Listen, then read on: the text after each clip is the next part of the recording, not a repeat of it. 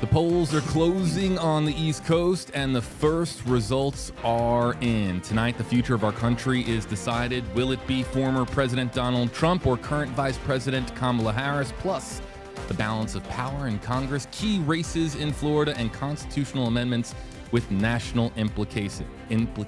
This is your local election headquarters from WFLA.com. Welcome into the Stream Center, folks, with an all-star panel of guests that you might have seen on previous live streams or on our Sunday political show, Battleground Florida. Let me start by introducing the lady here on screen, our political analyst of St. Petersburg College here at WFLA, Tara Newsom, joining us here in the Stream Center. And to her left and to her right are two strategist guests, analysts. You can pick your title if you'd like. We're very informal in here. Of course, being joined by former congressman and former gubernatorial candidate in Florida, Jim Davis. Jim, great to have you back here on stream in the Stream Center. And former Florida Senate President Tom Lee joining us here as well to talk, of course, about the Republican Party. Jim, we're going to be talking a lot about the Democratic Party here in Florida. We've got results that are already coming in. Let's just get to the projections. Let's see if we can get them out of the way. We'll start here with former President Donald Trump. He is the projected winner in both Kentucky and Indiana, those races being called very quickly by the Associated Press. And then also as well in Vermont, the projected winner, Kamala Harris, carrying that state in our Northeast. There's going to be a lot more projections over the course of the night. But let's bring in our team as we talk here about the very first results in Florida for the President of the United States, Donald Trump and Kamala Harris. These are live results coming into the state of Florida, already here into the millions. We've been talking on WFLA News Channel 8 about voter turnout. Tara, why don't we start with you? The expectation tonight is that Trump will carry the state of Florida. You know, even though this election has been considered a change election for the country, the fact is that we have almost 1 million more registered Republicans in the state of Florida now.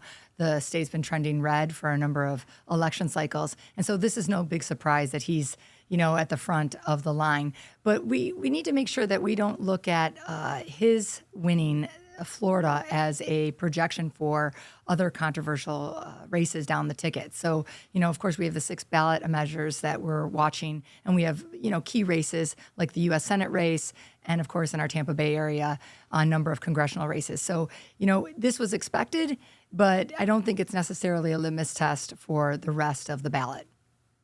Jim, you were talking about a state that you are really focused in on tonight. It's not the state of Florida. It's a state, obviously, to our north that you're paying close attention to.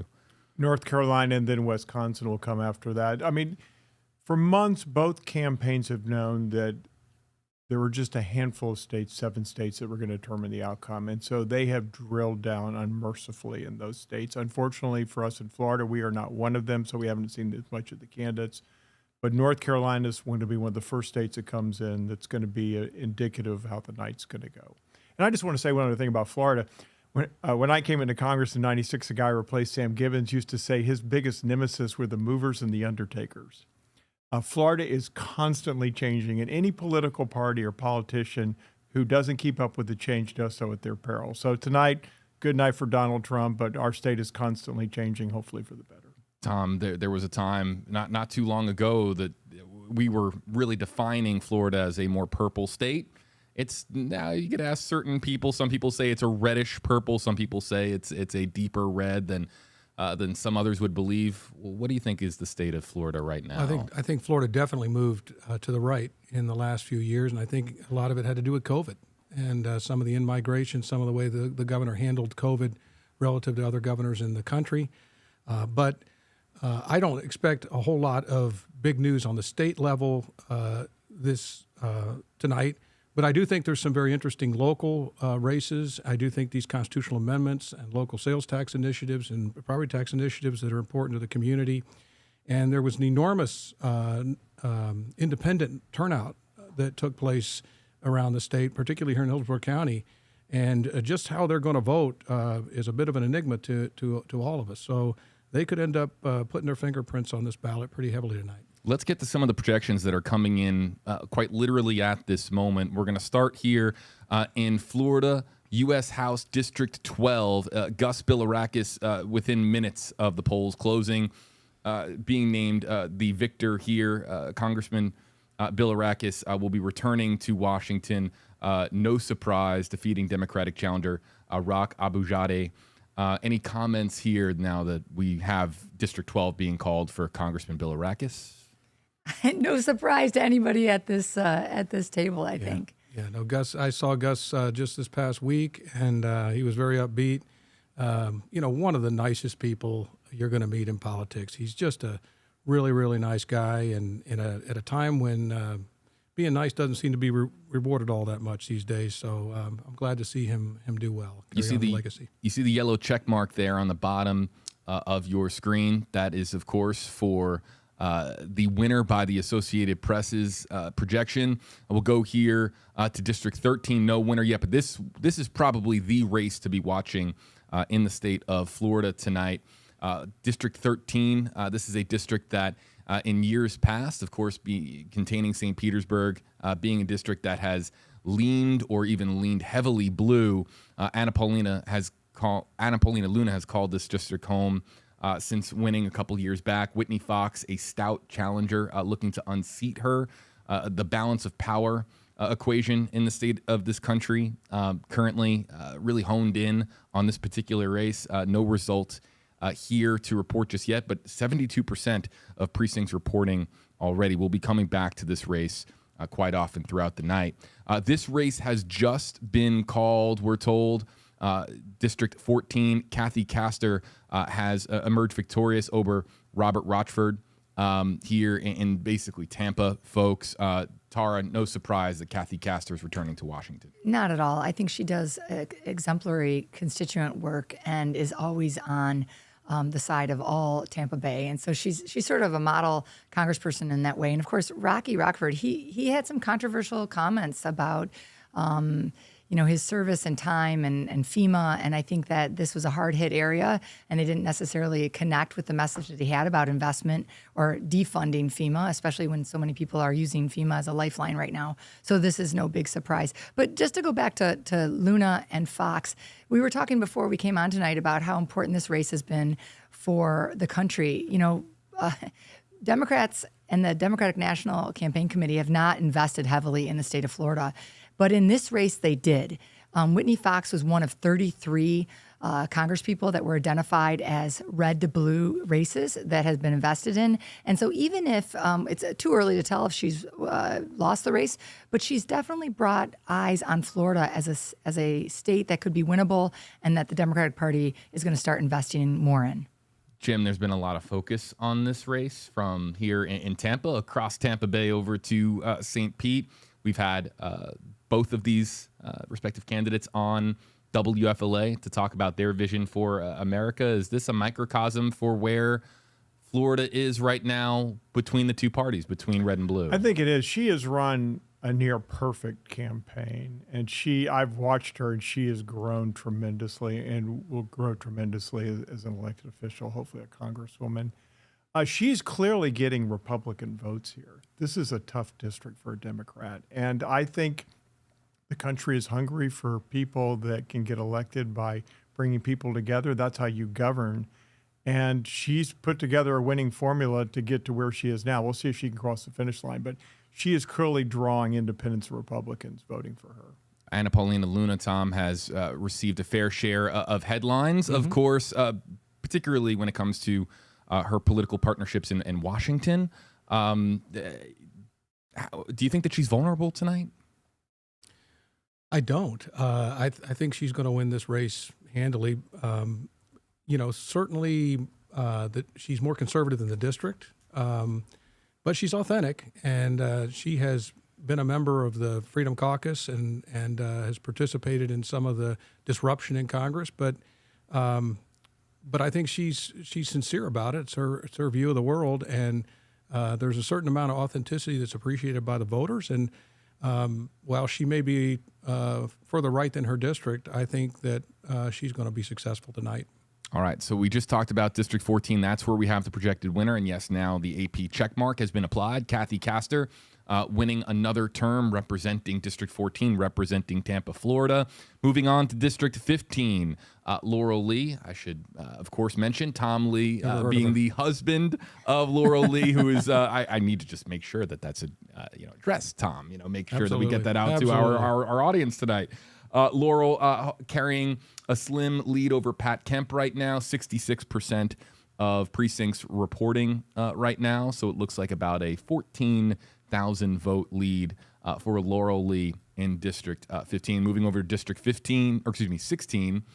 This has just been called, we're told. Vern Buchanan is the projected winner in District 16, of course, over Jan Schneider. This is a race that was not ever considered competitive. Vern Buchanan was expected to, of course, return to Washington and is expected to win this handily with 85% of precincts reporting, with about a 50,000 vote lead over Jan Schneider. And then lastly, in District 17, to our south, Greg Steube and Manny Lopez. This race, I would imagine, might be the next one that we have called. There's a 50 or so thousand. No, it is 74,000 vote difference between Greg Steube and Manny Lopez, with 77% precincts reporting. We will be coming back to this particular race soon, as I would expect. Let's go to probably the second biggest race that we are following here on your local election headquarters tonight. It's the race for U.S. Senate in Florida. Rick Scott against Debbie Mukersel-Powell. This is a race that a lot of folks nationally are paying close attention to. Rick Scott is considered to be the favorite, being the incumbent. Debbie Mukersel-Powell has been, of course, campaigning hard on behalf of Florida Democrats. Let's start with you, Tom. Rick Scott, you expect him to win tonight. He's got about a 7 percentage point lead as it stands at about 720, 730 or so now.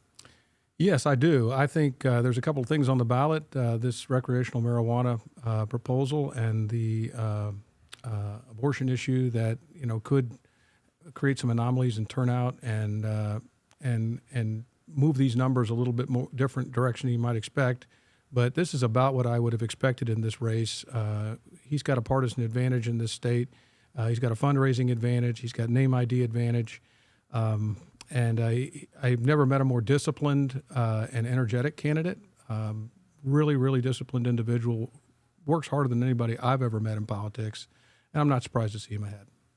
Tara, Jim, we have talked in the past about the state of the Democratic Party in the state of Florida. Nikki Fried, has been long considered a leader in the Florida Democratic Party.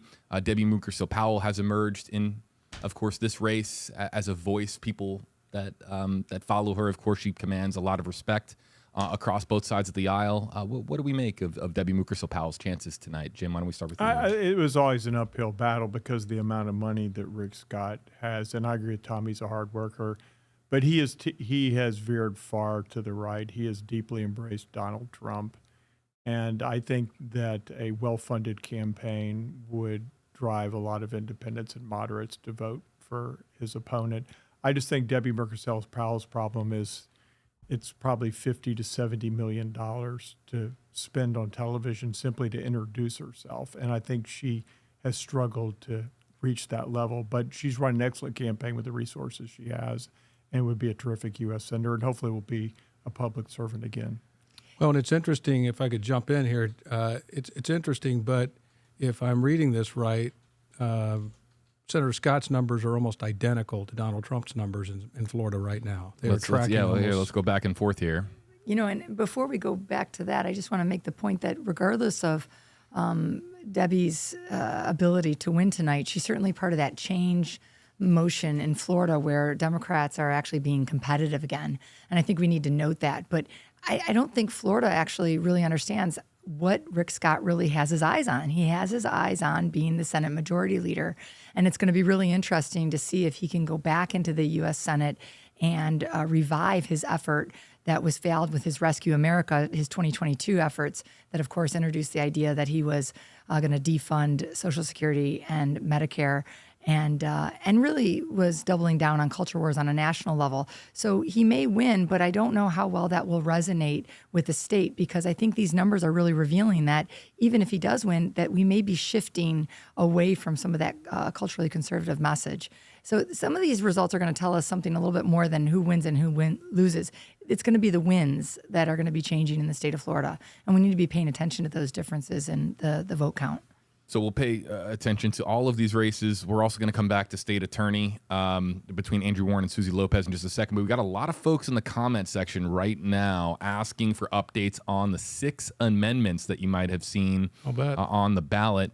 We don't have any results here yet for school board elections. And actually, I don't think these are populating just yet. I'm going to scroll through all of them. Okay, so recreational marijuana is beginning to trickle in. This is Amendment 3. Amendment 3 and 4 were considered to be the big amendments on the ballot this year. Let's start with Amendment 3. This would be to legalize recreational marijuana in the state of Florida. As a reminder, these require a supermajority of 60% to pass. I'll read it here. Amendment 3 would allow 21 and older individuals in Florida to smoke marijuana recreationally. If passed, adults could use up to 3 ounces of marijuana without criminal or civil penalty. It's interesting. We've got about half of the precincts reporting right now, and we're not at that 60% threshold just yet. Is this something perhaps to monitor? Because the expectation was that this was really going to pass, but right now it's 5 percentage points short. What do you guys think of this? First off, we're really early. We haven't really talked about these mirages that we see. All of us have heard about those, that these voting counts are actually producing outcomes in the early moments of the election that might be different than the final outcome. But this was a place in this Amendment number 3 that you had Republican leadership divergent. You had a message from the governor's office that was different than other Republican leaders in the state. And so that was sort of an interesting piece that confused a lot of Republican voters. We also saw with this amendment, this down the ballot, it's a 2-page ballot. And even though people were excited about it, remember Amendment number 3 and Amendment 4 were citizens' initiatives, the greatest expression of direct democracy on our ballot right now. There was a lot of campaigning. Of course, Governor DeSantis put 6 state agencies and $20 million on both Amendment 3 and 4 to campaign against. And it's early, but it also shows that some people may have not made it down the ballot, and they might have been confused by the hiccups between Republican leadership in the state of Florida. I can report that these numbers right now are accurate. 50% reporting and a 55 to 45 split. Tom, Jim, any other notes? I mean, we're half precincts reporting right now. I just want to say what's happened in this vote is unprecedented. As a taxpayer, I have funded the opposition to this campaign against my will or choice. The governor has used state resources to campaign about this and the abortion amendment we'll talk about, which is, to me, a breathtaking abuse of authority. How much that will affect the outcome remains to be seen. People are really tired of politicians telling them what to do and playing games, and that may backfire a little bit on the governor tonight. It'll be interesting to see. Tom, anything before we move on to Amendment 4? Well, it's hard to know for sure because where are these votes coming from? Are they coming from the urban or rural areas? Is it evenly dispersed? Where are these returns coming out of? The Panhandle hasn't closed yet. There are a lot of libertarians in the Panhandle. These numbers could move still, but it's going to be an uphill climb with 50% plus to try to get to 60%, which was, I was in the Senate at the time when pregnant pigs got put in the Constitution, and there was a backlash publicly about cluttering our Constitution with a lot of things that really should be in statute. Our Constitution is not supposed to be trendy. It's supposed to lay out the basic rights and responsibilities of people, but in fairness to the public, to Tara's point, the legislature is pretty one-minded about things. We have a relatively purple state, but we have a bright red legislature. And if the public wants to get something moderate through into statute, they really got to go to the Constitution because they're not going to get out of the legislature. We just picked up another 12% of precincts reported. We're up to 62% now, and we did add a percentage point to yes. We're up to 56%. Yes, in the state of Florida, again, to legalize recreational or personal use of marijuana. Let's get to the other big amendment tonight that is on the ballot, and it is abortion. And of course, that would be a yes vote would mean basically, Amendment 4 says that no law could prohibit, penalize, delay, or restrict abortion before viability or when necessary to protect a patient's health. If this is a pass on yes, 60% required, it would override a Florida law that now bans most abortions after 6 weeks of pregnancy. So right now, this faces an uphill battle with 62% of precincts reporting. 41% right now, Tara, is yes. Listen, I got to weigh in on this. I mean, the truth of the matter is this might be a result of what Jim was talking about is state interference in an election. It could be the true will of the people, but there was such a misinformation diet that was being presented to the voting public. And it was in stark contrast with what the ballot actually said. And so this is going to be ripe for more litigation in the state of Florida, which is frustrating and exhausting because, of course, the governor will use state funds to defend. But it wasn't just an abuse of power, like Jim said. It was a violation of Florida statute. And that's a pretty big deal. And whether or not Governor DeSantis will be held accountable or not, I think that when those that are advocating for the passage of what many people are calling women's health rights and human rights, more than just the right to access abortion, which is in this amendment, this will be ripe for more litigation because we don't really know how that misinformation diet interfered with voter intent.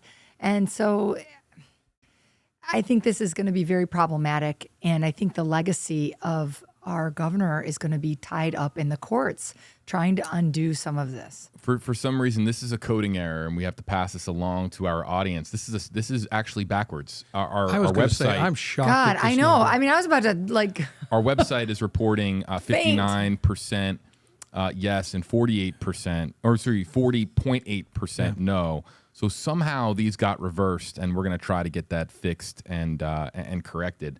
Not sure how that's coming in backwards, and now it makes me wonder about some of the other ones here as well, but we'll get that fixed. No results coming in just yet on WFLA.com from the other constitutional amendments. Let's move on to the state attorney race in the 13th Circuit. 66% of precincts reporting, 2/3 of precincts reporting, and it's a razor-thin race between Susie Lopez and former ousted state attorney Andrew Warren. Oh, okay, we got some other projections coming in as well. Got it.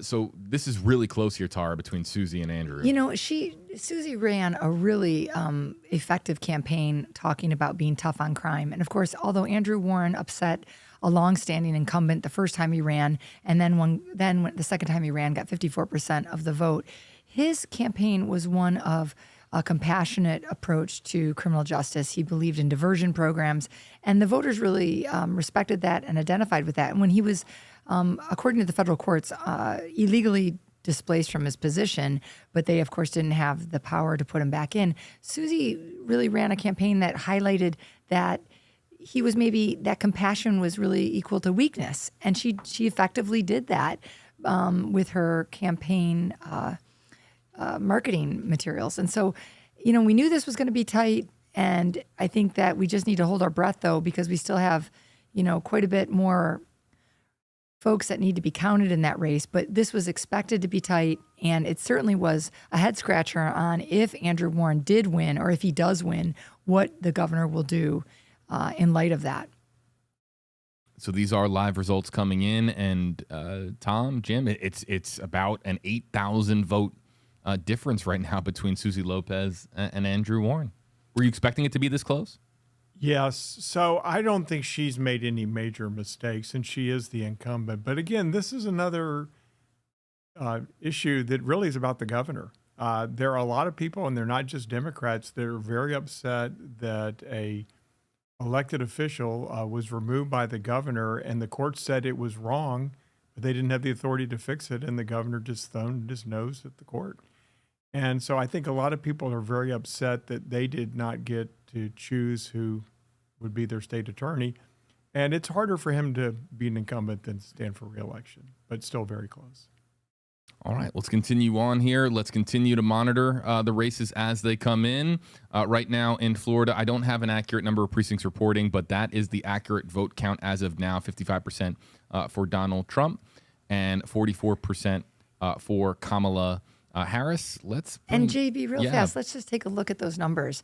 I mean, that is the differential for registration between Democrats and Republicans. So I think a lot of us are going to be looking at the results from this ballot and figuring out, did, at least at the top of the ticket, was there a reflection of voter registration in the state of Florida? And then really try to go work our way down the ballot and see how many people just voted at the top and then it didn't make their way down to the constitutional amendments. Certainly, if those constitutional amendments don't make it to 60%, that could be one of the reasons. But some of the other pieces, like the Hillsborough and Pinellas County ballots, all have really specific amendments on those that we probably need to address and touch on because they deal with funding for education and all sorts of important aspects of people's lives.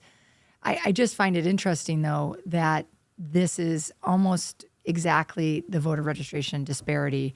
And remember that disparity happened after we put into place state law that changed third-party voter registration organizations from being able to easily register voters. And of course, the predominant party that they registered, those third-party organizations, were Democrats. Let's continue going through here the list of races. We can report that the projected winner in District 13 with 84% of precincts reporting, Anna Paulina Luna, will win another term in Congress. Of course, Whitney Fox put on a spirited campaign, a spirited effort in Pinellas County and really out of the St. Petersburg area. But Anna Paulina Luna is going to be returning to Washington. Thoughts here? We were talking about the importance of this race earlier and how it was kind of honed in on not just regionally but nationally across the country. This is a tough district for a Democrat, and she ran a valiant campaign, and I don't think we've seen the last of Whitney Fox. She put together a heck of a coalition of folks who I think really want to see her serve. Yeah, I think it's a Republican +7 district, and she's performing at about Republican +7. It's which is, I guess a little bit newsworthy in the sense that there was this feeling out there amongst a lot of people that the turnout that was being seen here in Florida might skew these numbers from the partisan advantage that various candidates have, and it doesn't appear that any of that is happening, at least not here in Florida. You know what, that we're not talking about here that is affecting this race and other congressional races? It's sort of like the sleeper idea, and that's the redistricting and what some people, call this political gerrymandering that's resulting in this. This was a predominantly purple district for a long time. You guys know this better than me. And this could be a result of that. And we will have to live with that until we have another census. But I don't necessarily think that Luna has the kind of longstanding persistence that previous congresspeople in the area have. I think that if you start to see conservative politics on the national level start to wane, and of course we'll see that depending on whether or not the House of Representatives is Republican or Democrat, it will really determine how effective she is even with this win. Moving on to District 17, as we mentioned earlier, this was going to be a miracle for Manny Lopez. Greg Steube is going back, of course, to Washington, winning another term in District 17. And we have another district, I believe. We already called Vern Buchanan District 16. And it's going to be, Laurel Lee, we're being told, is the projected winner according to the Associated Press, winning District 15 over Patricia Kemp. And so the races are being called really relatively early here, within 45 minutes of polls closing.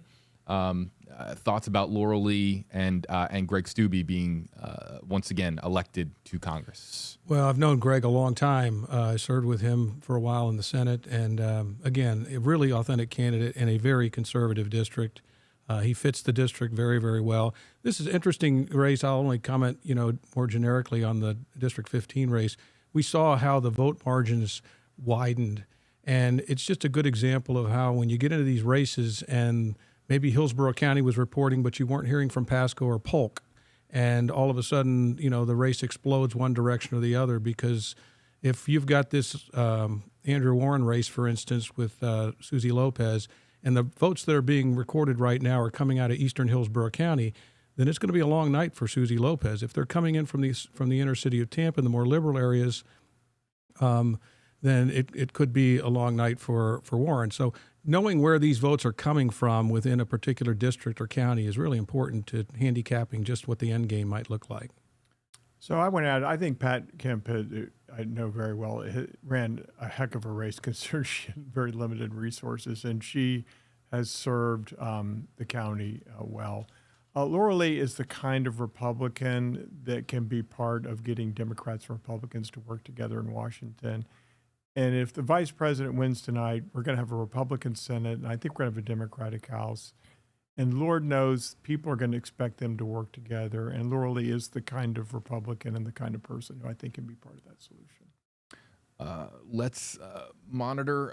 We are getting closer to Anna Paulina Luna. I'm looking over here in the Stream Center at some of our feeds. She is going to be speaking and delivering a victory speech that we will be carrying here on stream momentarily. Once it does come in, we'll be punching that up live. Another look here at the President of the United States, Donald Trump, right now with a 1 million vote lead over Kamala Harris. This race likely will not be called until polls close up on the Panhandle, so we've got a little bit of time before that race is called here. Any updates on what you guys are seeing from the President of the United States race here in the state of Florida?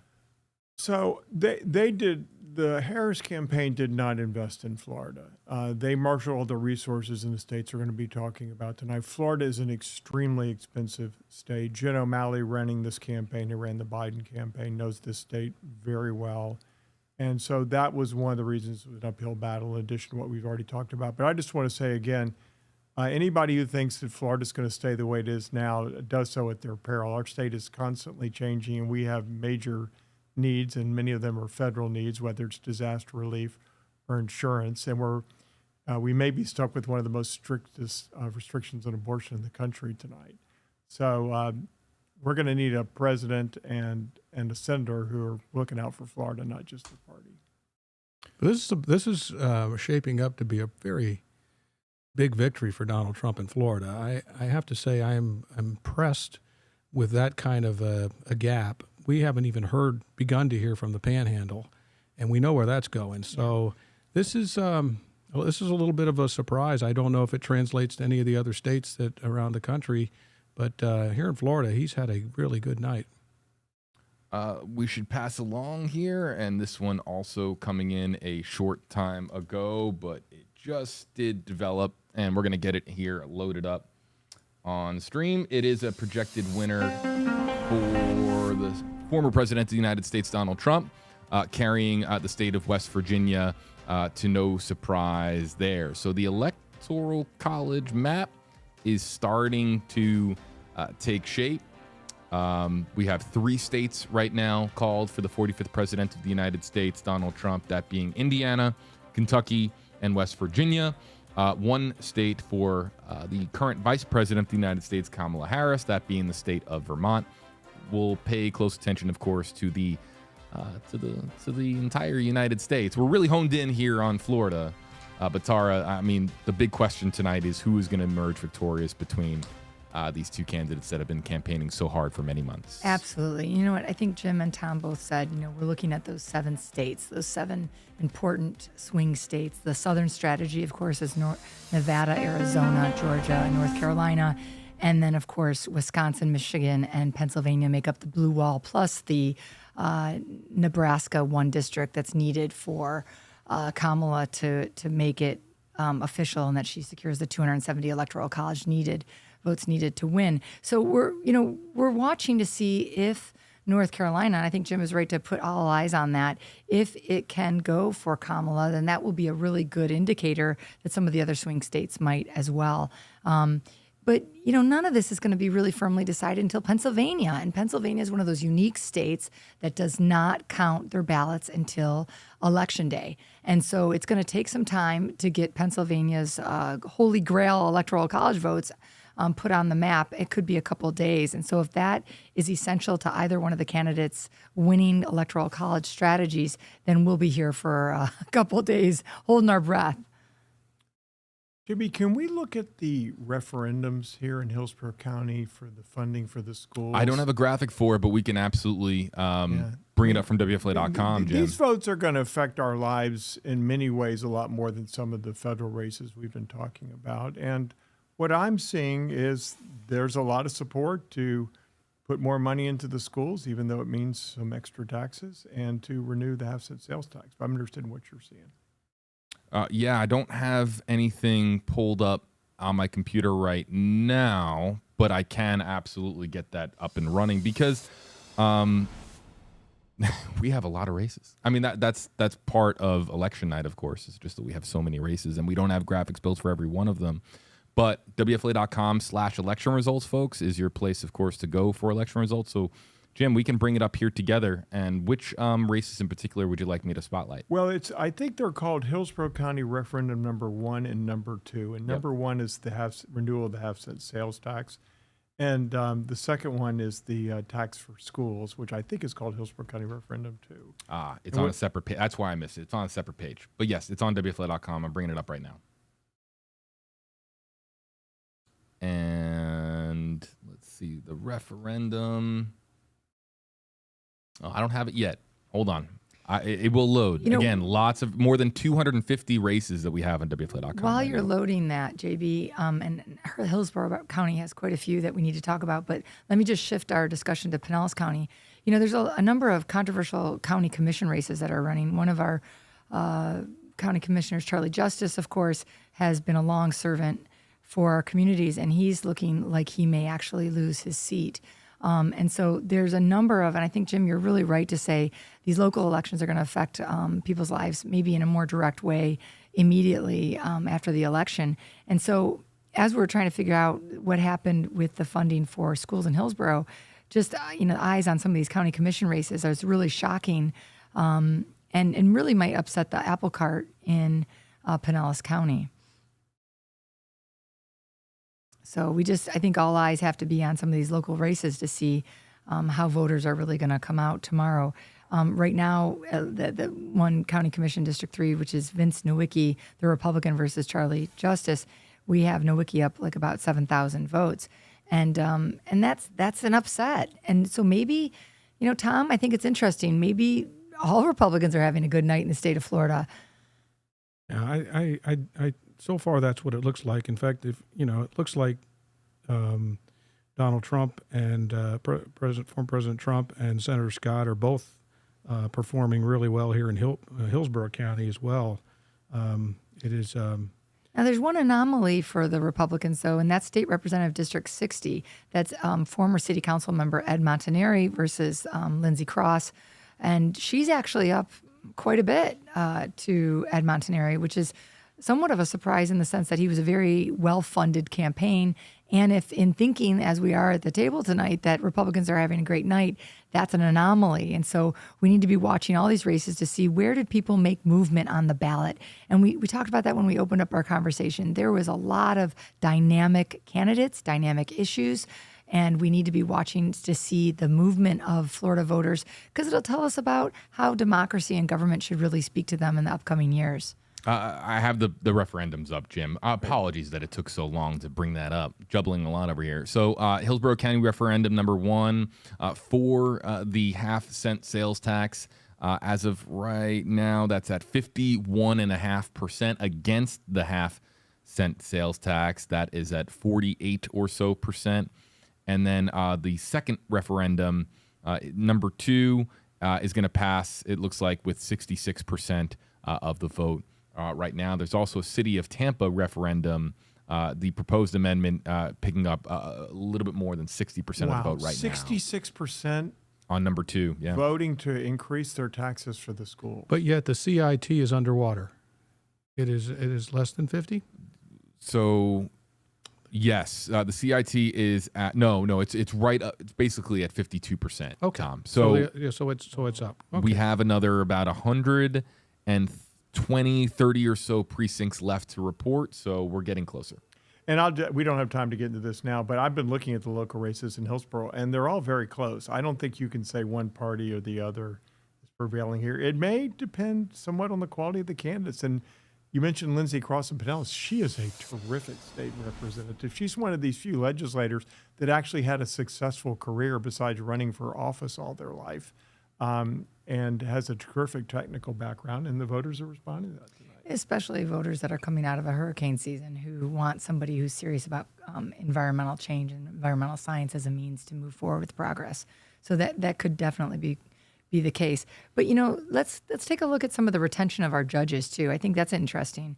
Pinellas County, it's looking like many of the judges on the ballot are going to be retained. It looks like that, of course, Renetha Francis is going to be retained, at least out of Pinellas County, and Justice Meredith Sasso looks like the same. Anthony Black is doing well, as is Judge LaRose.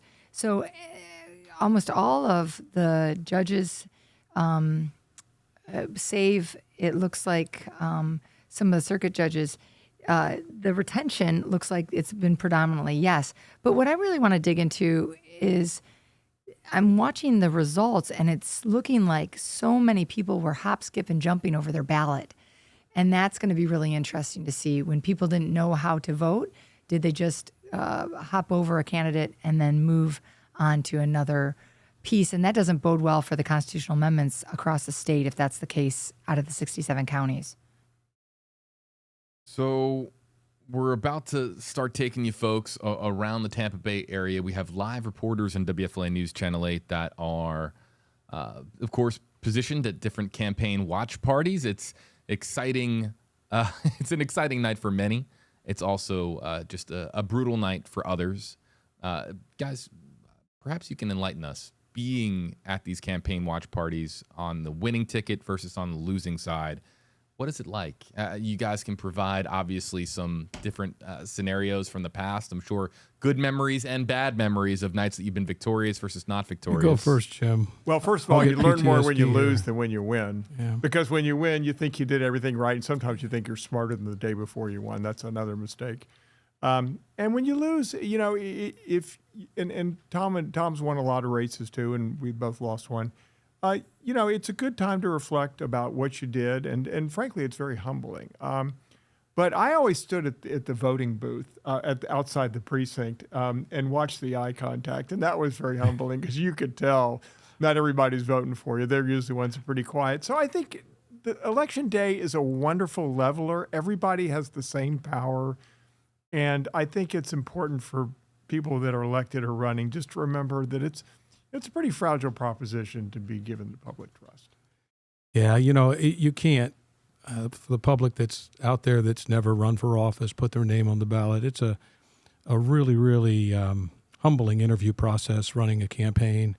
And it's, for anybody that's ever been to college, it's like one of those pass-fail classes where you take it all year and you get one exam and you either pass or you fail. And there, in a lot of places in life, and I've been in business for 40 years, you can be the second, third, fourth, fifth best businessman, home builder. I was in the home building business in the community and be very, very successful. But if you're second in politics, you're last. And so my hat's off to anybody who has put their name out there tonight to run for office and is getting election results. Congratulations to the winners, and to those that didn't succeed. Thank you for participating in the process. You gave up a lot of your life to compete in this democratic process, and you have nothing but respect from me.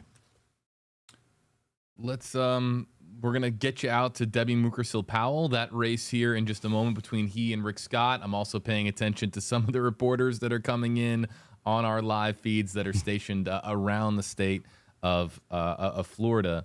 In fact, I'll show everybody here a quick live look at the camp, the watch party for Debbie Mukersel-Powell. It's going to be a very different tenor in the room, you guys, versus at the Rick Scott camp, right? Yeah, it's like a Super Bowl party versus a morgue. Just the way it is. It's the way it is on election night. Well, she knew this was an uphill battle, and she has been a valiant soldier. So I don't think this campaign was under illusions how difficult this was going to be. And I think just as a point of reference on what sometimes elections does, sometimes the moving the needle is important.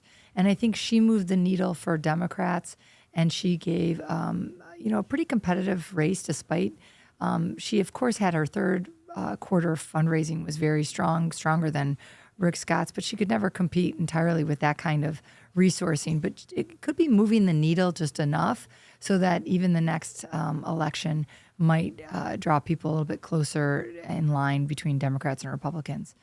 Well, the Democrats had plenty of money to spend, and both in Congress and the United States Senate. But the allocation of resources in a campaign by a majority leader is based upon your ability to put together a narrative that you have a path to victory.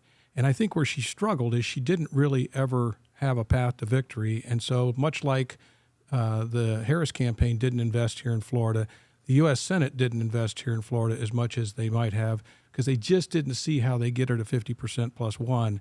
It's just the way the business works. And if you're trying to manage a majority of 50 United States senators, you got to put your money where you think you have the best opportunity to move the needle and get someone elected. And so that's a lot of what happens late in these races. And she just didn't quite, and it wasn't her fault. She was a good candidate. It's just that she's got a very strong partisan disadvantage here in this state, and she's running against a very educated, a very energetic and well-funded and well-known opponent.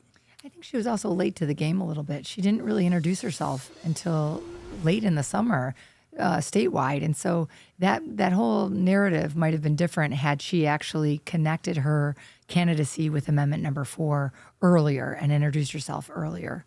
I believe it's breaking up here, but I believe that's Attorney General Ashley Moody. You'll be right. At the camp for Laurel Lee. Looks like things are picking up there. We will take you here in just a moment. But first, I want to send things over to Marilyn Parker. She is joining us here live. Let's bring in Marilyn. Marilyn, where are you joining us from? Hello there, and hope all is well.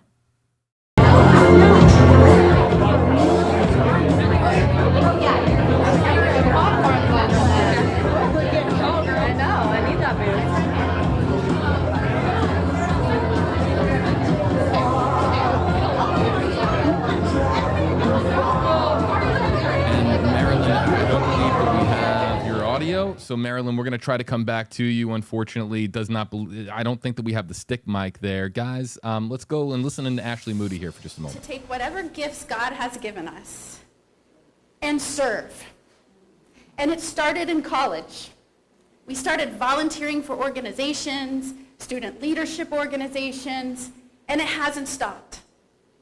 And one of the things I want to say tonight, and then I want to bring up our guest of honor, is that she has the remarkable experience of serving not just in the judiciary, not just as a prosecutor and a defense attorney, not just in the executive branch, but now she has served in all 3 branches of government.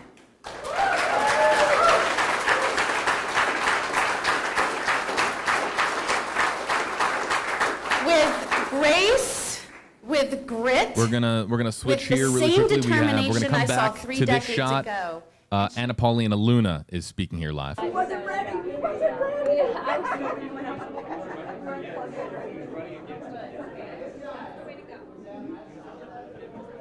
It's crazy. She's standing by for a live interview, just awaiting. That interview's actually going to be beginning here in any moment now.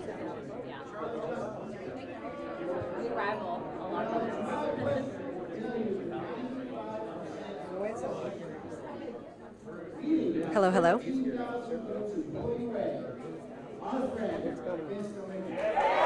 Hello.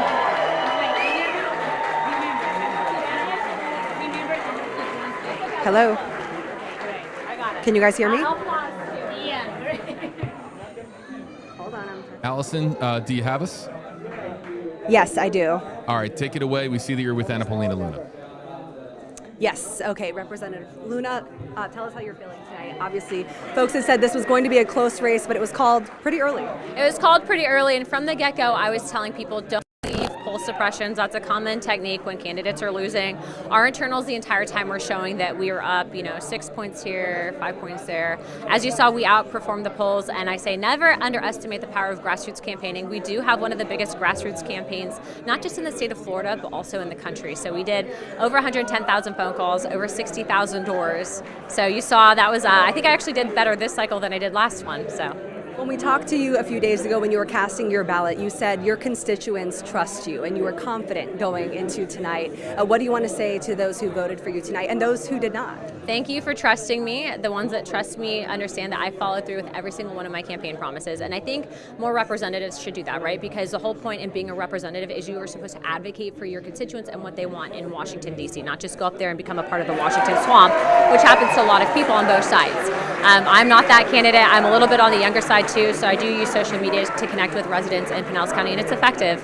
But what I will also say is even though other people might not have voted for me, understand that I might be painted locally as a boogeyman by some more left-leaning news outlets. I think the Tampa Bay Times actually said it is an insult that Pinellas County has never had a representative like Anna Paulina Luna, but I would actually agree with that because I do truly represent the interests of residents here. And as you're seeing, this county is no longer, I think, a Democrat-leaning county. It's actually, I would argue, a conservative-leaning county at that. And so what you're seeing is not just me here, but also the people that are getting elected behind me. This is one of the biggest grassroots GOPs in the country.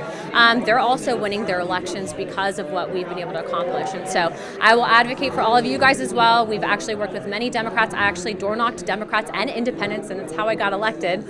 So we will continue fighting for them as well in Washington as well. Can you speak about some of your initiatives looking ahead? I know we talked about those earlier for the people here. So some of the top two ones that we are tackling as soon as we get back on November 12th is I co-sponsored legislation to bring an additional $15 billion to impacted residents from Hurricane Helene and Milton with Jared Moskowitz, who's a Democrat on the other side of Florida for FEMA funds.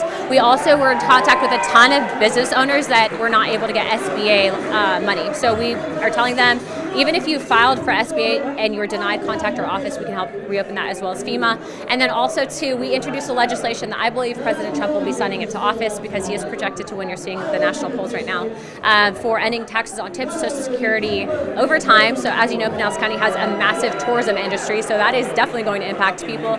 And then also, although I did not take out student loans, I do understand that it's wrong for people to basically spend their entire life paying off interest, basically indentured servitude. So I actually introduced legislation as well with Jared Moskowitz to cap student loan interest at 3%. Is there anything else that you want to add? Yeah, this is, I will tell you that, being in office and serving, when you get to Washington, you're not exactly told how to be a member of Congress. They basically tell you never vote against the party, shut up and color, and if you do, you won't get reelected.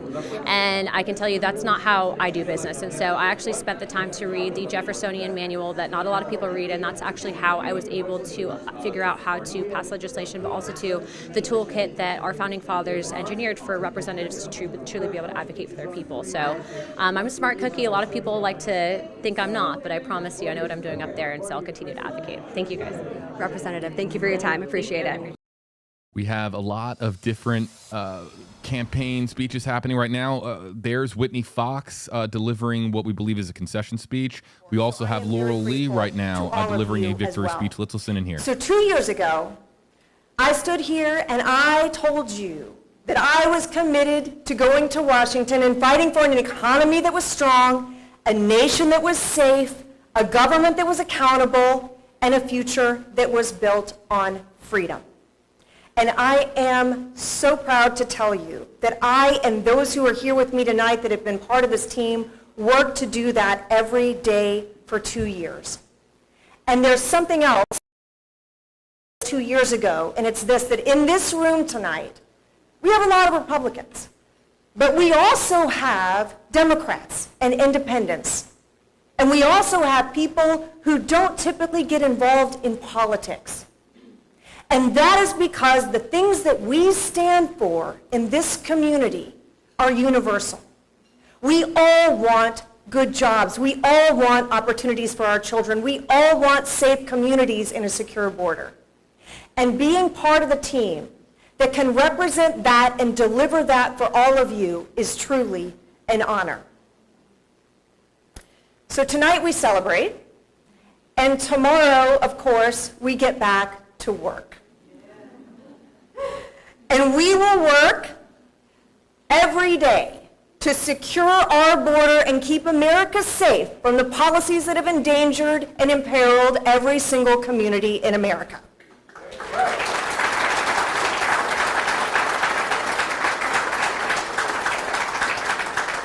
We will work to make the cost of housing and groceries and the everyday expenses that have been so burdensome on America, we will work to make those affordable again by putting a stop to the out-of-control spending that we see in Washington. We are going to cut in here. We have breaking news from the Stream Center. We have a projection from the Associated Press and News Nation Decision Desk HQ. Senator Rick Scott has won his reelection bid against Debbie Mooker-Sill-Powell.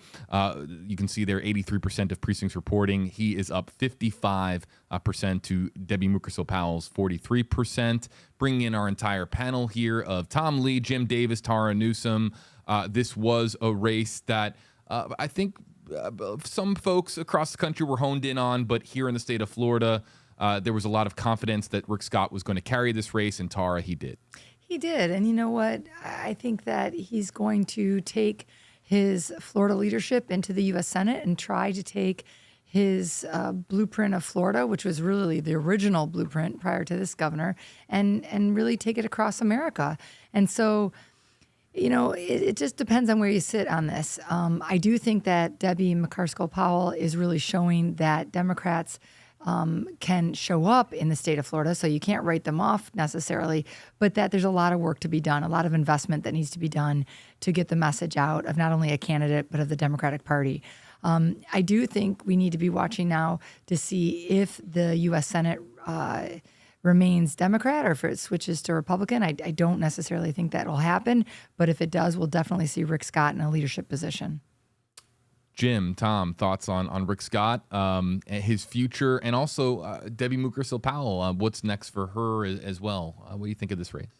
Well, she's a terrific legislator and was very well regarded in Miami by a broad segment of folks. And really not an insider type. She's kind of a regular person that ran for office first time as Congress.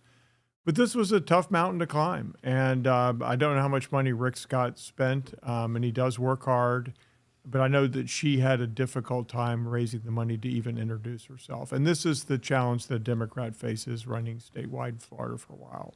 That unless you've got the money to introduce yourself in a state that's got these very expensive media markets, it's just hard to compete. Tom? Well, that's well said. I hats off to her for getting out there and running. But it's my hope for Florida that Rick Scott does go on and get a leadership position in the United States Senate. I think that would be good for our state and for all the things that he can do to bring resources back to the state of Florida as a United States Senator. It could be very, very helpful here locally to the economic engines of our community, whether it's the seaport, the airport, the university system, infrastructure projects of all kinds. So it could be very good for Florida if he does. I think his Tara mentioned earlier that he has gotten very close to President Trump, and should former President Trump win tonight, I think he might find that the president is an ally for him becoming the next majority leader in the United States Senate. Let's check the feeds. I believe that Laurel Lee has finished. We'll continue cycling through some of the races here and get everybody caught up. We can report that all 9 of our local congressional races have turned out exactly as expected, with the incumbents emerging victorious. Florida has I think, gotten somewhat closer to getting called by some publications. We're going to get an update on that here momentarily. You can see that right now Donald Trump has a 9 percentage point lead over Kamala Harris. We mentioned earlier that Rick Scott, 10-4, got that. Rick Scott has emerged victorious over Debbie Mooker-Sill-Powell. We just noted that. This race too close to call right now between Andrew Warren and Susie Lopez. Guys, of the races that we have graphics or full screens for, this is the one that remains outstanding. It's very difficult to predict this because both candidates were incumbents of sorts, right? Andrew Warren was an incumbent, Susie Lopez is an incumbent, and that's some of the essential components plus money and message that campaigns need. And they both gave a pretty compelling argument of why they should be serving that area. And so, this might be a nail biter, but I think both of these candidates, whoever wins, the other one won't be the last that we see of them. I certainly think Andrew Warren has painted himself as a civil rights and civil liberties advocate. And if he does not win tonight, that won't be the last that we see of him. We know that he's a disciplined campaigner and will find himself pivoting to another office to serve. So breaking news here, we have just been informed that the measure to legalize recreational marijuana in Florida is expected to fail to reach the 60% supermajority necessary for personal use of marijuana to be legalized in the state of Florida. This is going to come as a major surprise to many. This is an amendment that was expected to pass, but it looks as if it's going to come about anywhere from 4, 5, 6 percentage points short. This might be the biggest story of the night thus far, in that recreational marijuana is not going to get past the 60% threshold to pass. It's really interesting. Marijuana is on the ballot in 3 other states, I'm sorry. And, many of the residents of those states are really looking at it as a vehicle for tax revenue to be investing in other things like education or climate change or infrastructure. And so this is somewhat of a surprise. But remember, we talked at the beginning of the hour that this was a place where you saw a lot of misdirection, and you also saw a lack of fidelity to yes or no from Republican leadership. And so, there was some whispers in the wind that maybe people were going to just opt out of that. And so by the time the night is over, we need to take a look and see if there was a break from whether the top of the ticket you voted there and how you voted, if you voted on the rest of the constitutional ballots. Jim, Tom, what do you guys think? I would just add, it is very difficult to write rules for issues like this in a constitutional amendment. But I think people are so frustrated at the direction the legislature is taking. We're just going to see more of these amendments. And of course, the legislature has made it harder and harder for people to object to them. They thumb their nose at the courts. We're one of the few states where it takes 60% to pass something. So this was a huge battle. It was a big money battle, but I think now attention turns to the abortion amendment. And that's it right there, 57% right now with 83% precincts reporting. So this needs another 3 percentage points, what will amount to probably another couple of 100,000 votes on the yes side for this to pass. Jim, Tara, Tom, this was considered to be extremely close tonight. I'll say one thing, let others talk. I mean, Tom's going to talk about the panhandle, hasn't come in yet. The people that ran this campaign, to my knowledge, kept it a very nonpartisan race. They equally courted Republicans and independents as they did Democrats. And so this is going to be a very indicative vote tonight about where our state is in terms of a very important issue in terms of women's health and freedom. Tom? Well, there's a lot to say about these amendments. Where I think I would begin, Tara may be right. This was a very long ballot. There could be a lot of undervotes when you get this far into the ballot. And we'll have to see as the votes get counted and you compare these vote totals to the vote totals for the president and the United States Senate. But beyond that, I think that more than anything I can ever remember, these campaigns were run on a parade of horribles by both sides, frankly, neither of which were altogether true. And, what the public doesn't understand about constitutional amendments is for the very reasons Jim mentions, they're very broadly written. They frame conceptually opportunities. And the legislature goes in and has the responsibility of implementing legislation to define things like a doctor, what constitutes a doctor, what constitutes viability. We already have an indoor smoking ban in Florida. It already exists in the Constitution. This whole idea that people were going to be walking around smoking pot just wasn't true. I didn't vote for this, but I know that But I like to see a clean fight, and I think sometimes when you get in these constitutional amendments that are so well funded, just the misinformation and the lack of honesty in the way these campaigns are run sometimes is just really disappointing. Again, for those of you just joining us, Decision Desk HQ, through our partners at News Nation, they are the ones telling us that as of right now, Amendment 3 is not projected to pass legalize recreational marijuana in the state of Florida. As of right now, we do not yet have any projections for Amendment 4, which would be, of course, it's the abortion amendment basically here in Florida to enshrine abortion as a right in the Florida Constitution. We're waiting to get past the 84% precincts reporting threshold here, perhaps a little bit closer to a projection, but right now this one is too close. We should probably check in with the other amendments while we have it. This one's been pretty interesting to follow. I've been following Ty Russell's reporting on this here at WFLA about whether or not to make school boards partisan and whether starting in 2026, I believe, is the year that school board races in the state of Florida, the candidates would be listed with their political affiliation, with their party. And right now, this does not have the necessary votes to pass, but we still have more precincts to count here. There are only 67% of precincts reporting on Amendment 1. Moving over to Amendment that we just touched in on, Amendment 4. Let's go to Amendment 5. The homestead exemption adjustments.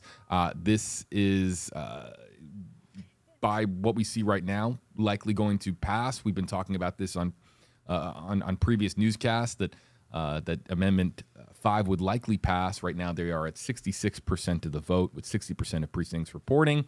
Amendment 6, which of course would repeal public campaign financing. That's interesting that's at a 50-50 split right now, with 59% of precincts reporting. There was a previous attempt at this years ago, and it failed as well. It's back on the ballot this year, and right now not gaining the necessary votes, but still about a third of precincts to report, or a little bit more than that. And then just we'll throw it in here. Interestingly enough, Amendment 2, the right to fish and hunt being added to the Florida Constitution. That has 69% of precincts reporting. Guys, I'm just going to ask you about Amendment 2. This was a curious addition to the ballots here in Florida. The FWC is mentioned in the constitutional language here that has been proposed to be added. Thoughts, Tom, Jim, on this particular my general view on these amendments, if it sounds too good to be true, it probably is. There's an agenda going on here, and I don't know what it is. And I think in Florida, we have a lot of freedom to fish and hunt. I think one of the issues here is whether our public lands and public parks might be used in ways that perhaps we did not intend them to be used.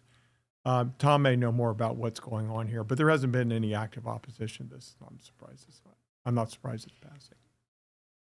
I actually think that the opposition was pro-animal rights. I mean, those that were advocating no were saying, hey, we need science and we need folks that want to protect our common spaces to weigh in on these limits. And I think this is one of those cases where voters really didn't fully understand the effect of this amendment. So voting yes means that there's no longer a way for the state to put limits on hunting and fishing.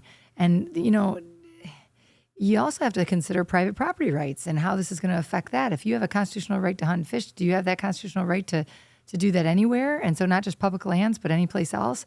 So I think this might be one of those places where the public didn't entirely understand what the amendment would do, and that those that advocated for no were not resourced enough to make their case to the public in the media markets that are in Florida. Keeping all eyes right now on Amendment 4. We will be coming back to this in a little bit. We've been told that Senator Rick Scott will be speaking here momentarily. That is a press conference that we will be carrying here live from the Stream Center. We also have someone else who just stepped up to the podium. I don't see who it is. Oh, it's Debbie Mukersel-Powell. Let's listen in for a moment. Results that we were expecting. But I want to start by first thanking my incredible family that has put up with me traveling nonstop all around the state, my sisters who were canvassing and staffing all the polling sites, my nieces, my nibbling, my mother. Hi, Mom. You know, she's one of the reasons why I decided to do this over a year ago. I want to thank the volunteers that have put hours and hours and hours of text banking and phone calls, knocking on doors, communicating with voters, trying to give them the message that there was another choice in this election, a choice of someone that would fight for them every step of the way. I want to thank and acknowledge my incredible team. This team, oh man, they were full of ideas. My social media was on fire. I never thought I would have a TikTok account the way that I did. Aaron organizing the people all over the country for the text banks because so many people believed what was possible. Aiden, who drove me, 35,000 miles is what he was telling me all over. I am so fortunate and privileged to have had this incredible opportunity to be the nominee representing the Democratic Party here in the state of Florida, to give Florida a new view on what we could do together. And there were millions of Floridians that today came out to say no más.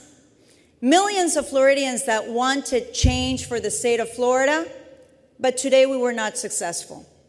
We were not successful in making sure that we sent someone up to Washington, D.C. that would protect Medicare and Social Security. We have to cut into Debbie We were Mukersville-Powell not for another bit of breaking news here. Amendment 4, according to News Nation via Decision Desk HQ, is projected to fail in Florida and not meet the necessary 60% supermajority to pass. This would enshrine the right to an abortion in the state of Florida.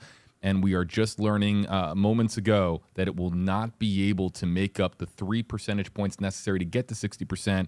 So one more time, for those of you just joining us in the last few minutes, Amendment 4 is going to fail. Amendment 3 to legalize recreational marijuana is also going to fail. But back here, again, on the abortion amendment, Tara, this is... we were talking about polling that had existed in the days or weeks before tonight, putting it right at 57, 58, 59%. It looks like it's just not going to get the necessary votes to pass in Florida, meaning that the two big amendments on the ballot will not make it to 60%. You know, it's really curious because this was really the lightning rod that many people were calling to that would draw attention to the race, draw Democrats to the ballot.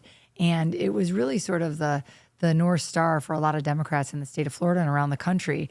So this is quite remarkable in the sense that we didn't get to 60% considering what the early polling of this amendment was. But, you know, 57% shows that Floridians, actually both men and women, Republicans and Democrats, want to rethink that 6-week ban. And that's important. And I hope the legislature pays attention to that. Because that is not a small amount of Floridians. It's not constrained to one party over the other. And there's 9 other states that are considering abortion laws. And so this is really telling us that this will continue to be part of the debate in our public policy and in our communities. And we can only hope that its effect will preserve women's health care. A lot of states coming in for the former president of the United States, Donald Trump. Mississippi, Alabama, Oklahoma, Tennessee, and South Carolina, catching up on a few that have been called for the 45th president.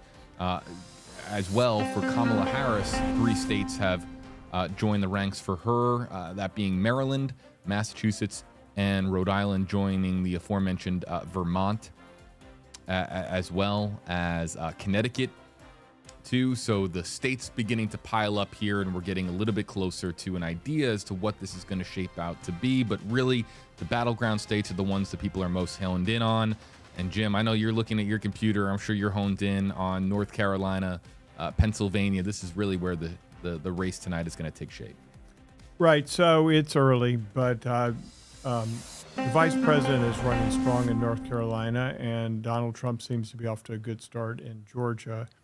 I think a lot's going to depend upon the gender disparity here tonight. I think that a lot of women are very upset with the abortion issue. I think the issue about democracy on the ballot, a lot of people thought that wasn't an important issue, but I think in the final days it's become a more important issue. And I think we're going to start seeing some votes coming from the suburbs in some of these key battleground states, and I think they're going to be very indicative of where this is going to end up. Tom, what are you paying attention to nationally? The things in Florida have certainly pointed in a very distinct direction, so now the focus is really going to turn to the rest of the country. Yeah, there really aren't any surprises here in Florida. I would say maybe one here in Hillsborough County that's a small surprise, while everything went according to plan, is that Victor Crist is returning to public life. He looks like he has defeated Cindy Stewart to be clerk of the court here in Hillsborough County. Other than that, the constitutional offices seem to have gone the way they were supposed to go. The county commission and school board races seem to be pretty much the way they were supposed to go. Or charter amendments, rather, went pretty much the way they were supposed to go.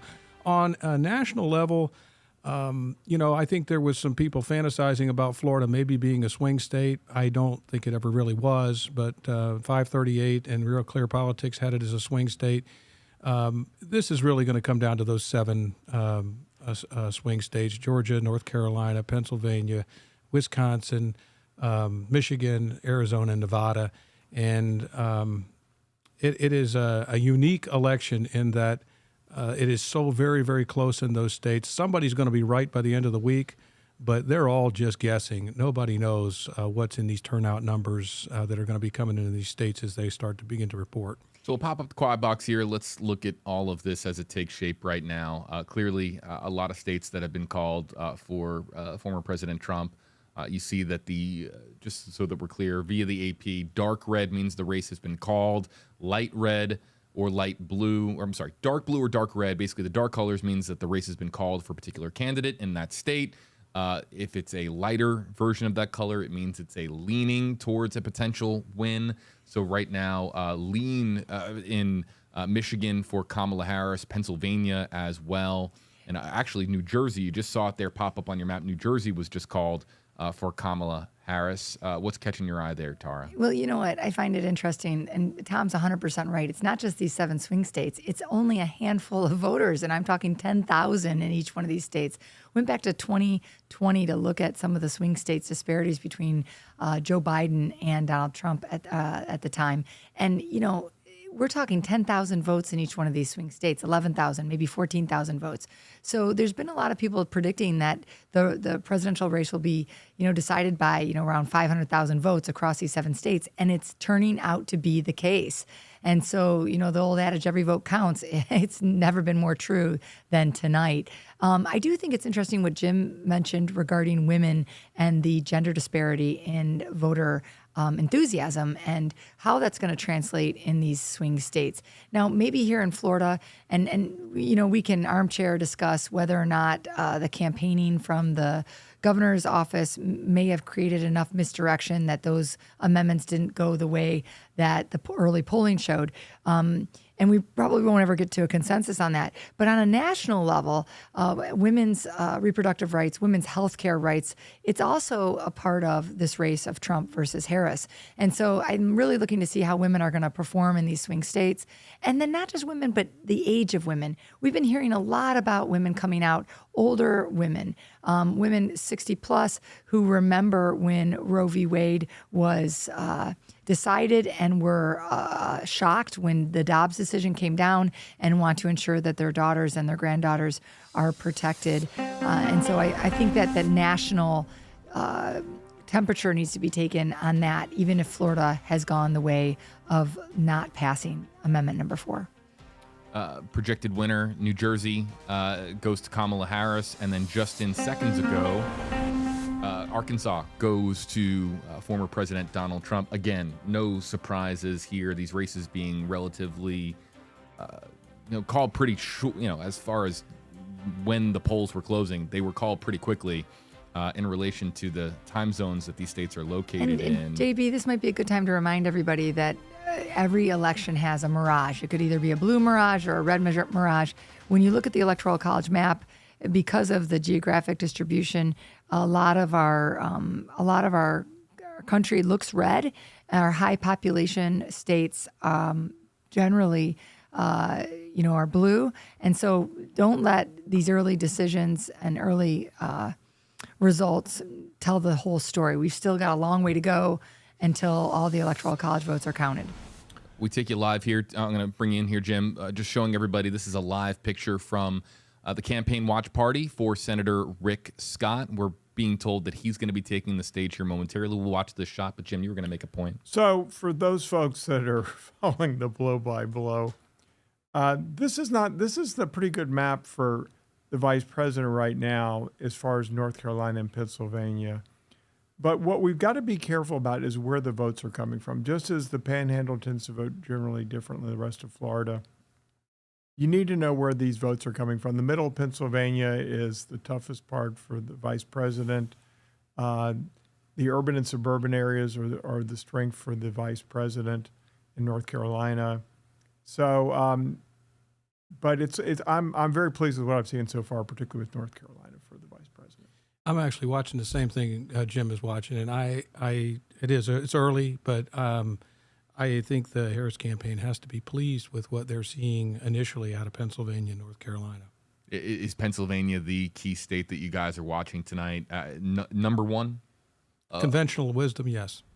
There are other paths, but yes. Yeah, Tom's right. So the plan B for the Vice President Harris, if she doesn't win Pennsylvania, would probably be North Carolina plus Michigan, Wisconsin, and either Arizona or Nevada. But I think all eyes are on Pennsylvania. Tara, states that you're paying close attention to tonight. There's a number of strategies that both Kamala Harris and Donald Tara, we'll come back to that. Rick Scott speaking now. I want to thank my beautiful wife who put up with me. My wonderful daughters, Allison and Jordan. Allison and Jordan.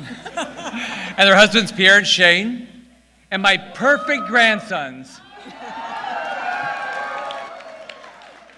And I want to thank my mom, who couldn't be here. So, and guess what? We won Miami-Dade.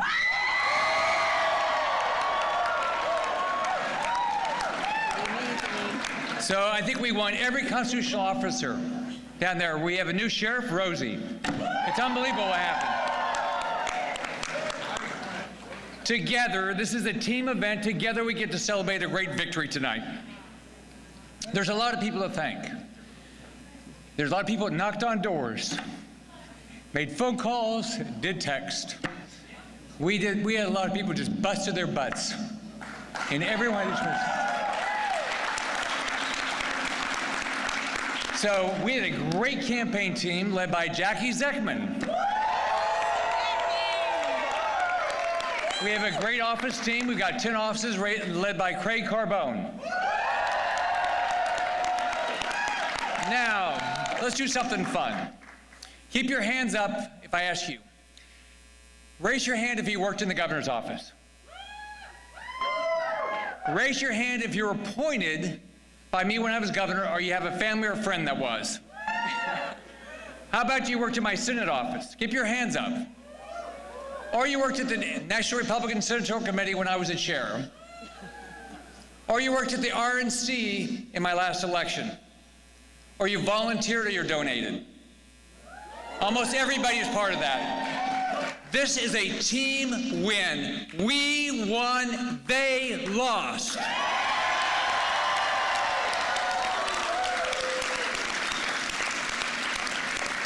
Every person in this room has a dream.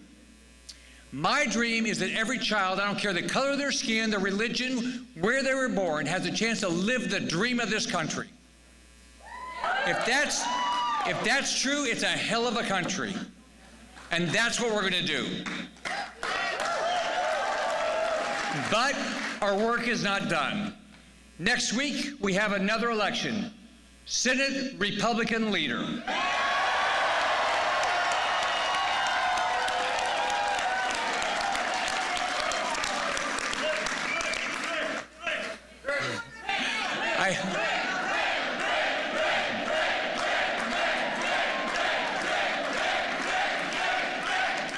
So 2 years ago, I challenged Mitch McConnell because I know there has to be a change. We have a great Republican Party all across this country. We need a Republican Party in D.C. We need a Republican Party to start solving the problems of this country, and we have a significant number of problems. Florida is the center of the Republican Party of this country. Washington can learn a hell of a lot from what we've done right here in this great state. We are the best melting pot in the world. Los votantes hispanos son republicanos hoy.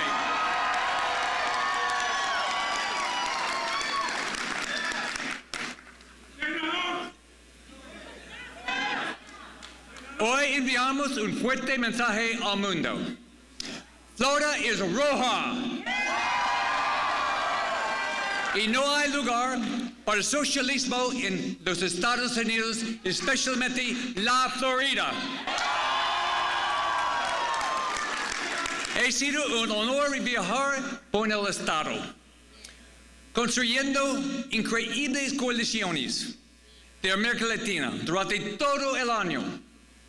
Los votantes hispanos son republicanos. Ganamos en grande hoy.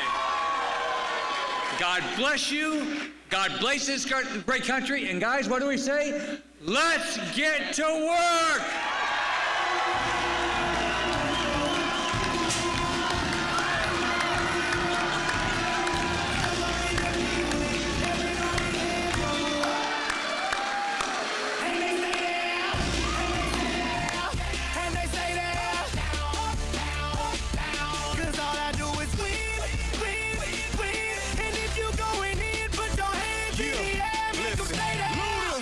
Going in on the verse because I've never been defeated and I won't stop now. Keep your hands up, get 'em in this. All right, so Ludacris at Rick Scott, or you know, the music, Ludacris music at Rick Scott was not on my bingo card.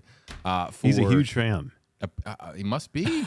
All I do is win, win, win, no matter what. Was the exit song for Senator Rick Scott, who returns to Washington for another 6-year term, and again, as Tara noted earlier, seeking a leadership position there in Washington. Being joined here by WFLA anchors Josh Benson and Stacey Scheibel. We were just catching up a bit on some of the key races here tonight. For those of you just joining us here on the live stream, we're going to take you through the races here in the state of Florida because we have had some interesting developments over the course of the night. The state of Florida, the Associated Press, I believe, is calling for former President Donald Trump, but we will get to that confirmed for you here in just a moment. Let's cycle through the races that we do have that are absolutely checkmarked off. For the U.S. Senate, Rick Scott, you just heard there delivering his victory speech. We also heard the concession speech from Debbie Mooker-Sill-Powell. We just had this up for a moment. I want to go back to this. This remains uncalled. This is an interesting race, Josh and Stacey. This is Susie Lopez and Andrew Warren for Florida State Attorney, 13th Circuit. Andrew Warren, infamously ousted by Governor DeSantis in a lot of fanfare surrounding his ouster. And now Susie Lopez with a 6 percentage point lead as Andrew Warren looks to retake his office. We've been following this closely on WFLA News Channel 8, no doubt. Mm-hmm. And the money spent in this is what I understood was they thought would be a bigger landslide. Do you agree with that, Tara? Yeah, absolutely. I mean, listen, I think that Susie was very resourced and she had not only money, but support. And that was what we were really looking to. But Andrew Warren put up a really good campaign. And you know, they haven't called it yet, so let's just wait and see. Mm-hmm. But he really, when he was plucked out of his seat, and of course the federal courts have said that that was not, a constitutional decision, but they didn't have the power to put him back in. He really came out as a civil liberties and civil rights advocate. And I think that regardless of this outcome of this race, he has a future in the state of Florida and in Tampa Bay if he chooses to run for office again. But they were two divergent messages. Susie was tough on crime. Andrew Warren was invested in diversion programs. And I think that in this last round of campaign marketing, she really made a very compelling argument that she could keep people safe in Tampa Bay, and that's enough. When people are really pushed to the corner, they want to make sure their families are safe. And I think it looks like she made a much more compelling argument to the voters that she could do that. And she had some big support, obviously, too, behind her. A lot of questions about Andrew Warren, though. If he were to win, if this were flipped, 53 to 47%, what happens with he and the governor? I mean, is that going to be another problem with a lot of baggage down the road? What happened? We wouldn't know that now, but that'd be an interesting scenario if that happened. I don't know if voters were thinking that, but we all were, because it was going to really be another unprecedented and possibly historical Florida flex from the governor. But, really, they're both incumbents. They were both well-resourced. And so this is kind of an interesting piece, though, that it's so close, too close to call. When my eyes right now are, of course, really on, quick, Tara, I just want to mention that we were bouncing around from different campaign victory speeches. Donald Trump has carried the state of Florida as expected, winning the state's 30 electoral votes. So fewer surprises tonight in the state of Florida, other than the amendments, which we're going to get to here in just a moment. But I think those are the story of the night. Let's talk about Trump in Florida, because we were down in the studio watching this live as it was happening. And Tara, you can mention this too. First thing that popped out to me is Miami-Dade County. And in looking between 2016 and 2020, the stronghold that the Democrats had on those three big populous counties, Palm Beach, Broward, and Miami-Dade. Interesting with the Latino vote, they had that locked up. Trump, over the past few years, had made some ground with Cuban Americans. But what was the situation here to outright win Miami-Dade, given that, the stronghold that they've had in the past few years? Absolutely, the micro-targeting. Donald Trump is micro-targeting that southern part of the state with messaging that's different to each unique demographic. I think we have to watch that. I think this is a great report card on Governor DeSantis, too. I mean, we were all watching not only Donald Trump was expected to win, but whether or not these constitutional amendments were going to win, and how red could he really push the state. And it looks like his messaging and his blueprint for Florida has pushed the state very red. And now we've got a whole part of our state that we had always depended on being sort of a melting pot, a purple place. Blue leaning purple has now bright red. And I think that's really bodes well for Governor DeSantis as a report card after this election. Can we talk a little bit about the amendments, JB? Let's go through them now. Amendment 3, of course, was legalizing marijuana for recreational use. Tara, you said you were surprised that both of these failed, 3 and 4. Well, first off, anytime you have a citizen initiative on a ballot, I mean, citizens had to work hard, get almost 800 and some odd thousand petition signatures, pay the money to have those signatures verified, and then put it before the state Supreme Court. And so usually you see that kind of passion policy perform better.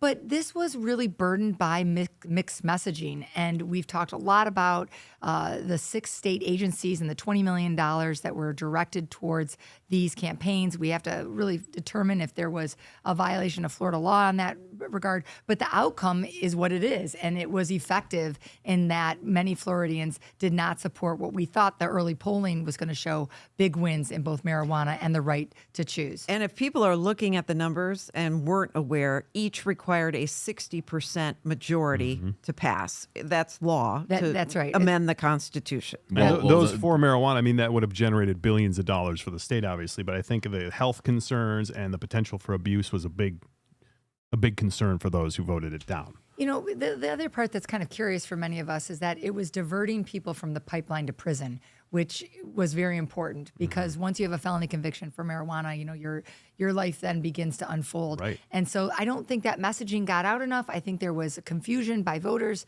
and we really need to analyze whether or not people skipped over these ballot initiatives, because it could be that a lot of people voted the top of the ticket, skipped over the ballot initiatives, and it wasn't enough people to weigh in to get to mention the 60%. The language in those is often hard to understand. Especially this year, many of them were just like glossed over for a lot of people. You had to really sit and think about it and learn about each amendment. Make sure you understood it. the language correctly. And that happens quite a bit in elections, but this year specifically. The amendment that really was highlighted was the Fish and Wildlife Amendment. And I think a lot of people didn't understand that a constitutional right to fish and hunt meant that the traditional regulations that made those populations healthy, that so people could all access that, would be gone. Right. And now we're going to be facing, I think, a lot of controversies regarding state lands. That did pass. It did pass. And I think this is another situation where voters may not have understood the complex ballot language.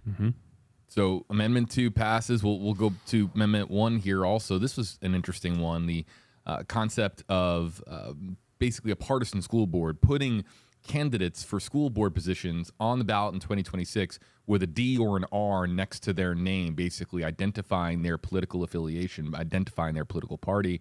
And I haven't been told whether or not this has passed or failed yet. We have 83% of precincts reporting, but it's 5 percentage points short of getting to the, as Stacey noted, the 60% super majority. But this is one that I found to be particularly fascinating just because, okay, do people want politics, or at least the political affiliation attached to those candidates for school board positions on the ballot in 2026, or do they want politics to kind of be more removed from school board politics? Remember, 1998, this was already a constitutional amendment where we wanted to take partisanship off of the ballot. School board members, sheriffs, supervisor of elections, they all have a responsibility to the public at large. It's not a partisan responsibility. But as we've sort of compelled these local races to have more of a party lean, we've seen the Moms of Liberty on many of the school board races across the state. The governor endorsed 24 different school board members that leaned towards his ideology and would bring that ideology into the school boards. We started to see, hey, maybe voters were thinking, well, maybe we want to know what the ideology is to either vote for or against that. But it would certainly be undoing the intent of the voters way back in 1998. And I think many thought that it would engage voters out there, bigger voter engagement. It would bring attention to more of the school board issues. I think people would try to push that out more open for the public to actually see what's going on, as opposed to being more of a sheltered issue for this council itself. Mm-hmm. I don't know. That was one of the arguments that they were making. So the one problem with it is that some people thought that it would also align money, that big money would then pour into these local races, and that, that's not an appropriate place for that kind of investment in campaigns to really disrupt kind of curriculum and families in school. What do you districts. think about the public campaign financing? That's a 50-50 split there. It's hard to get to 50-50 on anything. So the fact that we have a 50-50 split on something tonight is interesting, that it happens to be Amendment 6. The Democrats really wanted to preserve public campaign financing. They really saw it as a level playing field, and that, only really uber wealthy people could access voting. I mean, certainly we have the wealthiest U.S. senator in the country, of course. So that was really close to home on this. But when you really dig deep into this campaign financing piece, you saw that it was matching funds. So in the last gubernatorial election, Governor DeSantis had raised $7 million, got $7 million from this public campaign financing. And the other constitutional officers, like Attorney General, Commissioner of Agriculture, they got around $15 million. So, I think that people were really worried, hey, are we putting too much money towards matching campaigns, and is it really leveling the playing field, or is it just putting more money into the pockets of those that already have it on a competitive race? We just got in some projections that I'm going to pass along here, and it comes in for Vice President Kamala Harris, and she is the projected winner in the state of Virginia and the state of New Hampshire. Tara, I think it's fair to say that New Hampshire is no surprise, but Virginia is a state that was contested significantly by former President Donald Trump. So if I'm reading that correctly, it's interesting because the AP graphic still has it as a lean red. So the AP is calling Virginia for Kamala Harris, which is one of the, early night headlines for tonight so far nationally. It could be a little bit of a surprise for the Electoral College, and we've all been waiting to see if there might be some shifts in the Electoral College. The one thing about Virginia that people forget is that a lot of people that work in D.C. live in Virginia. And so depending on if they're working for the Biden-Harris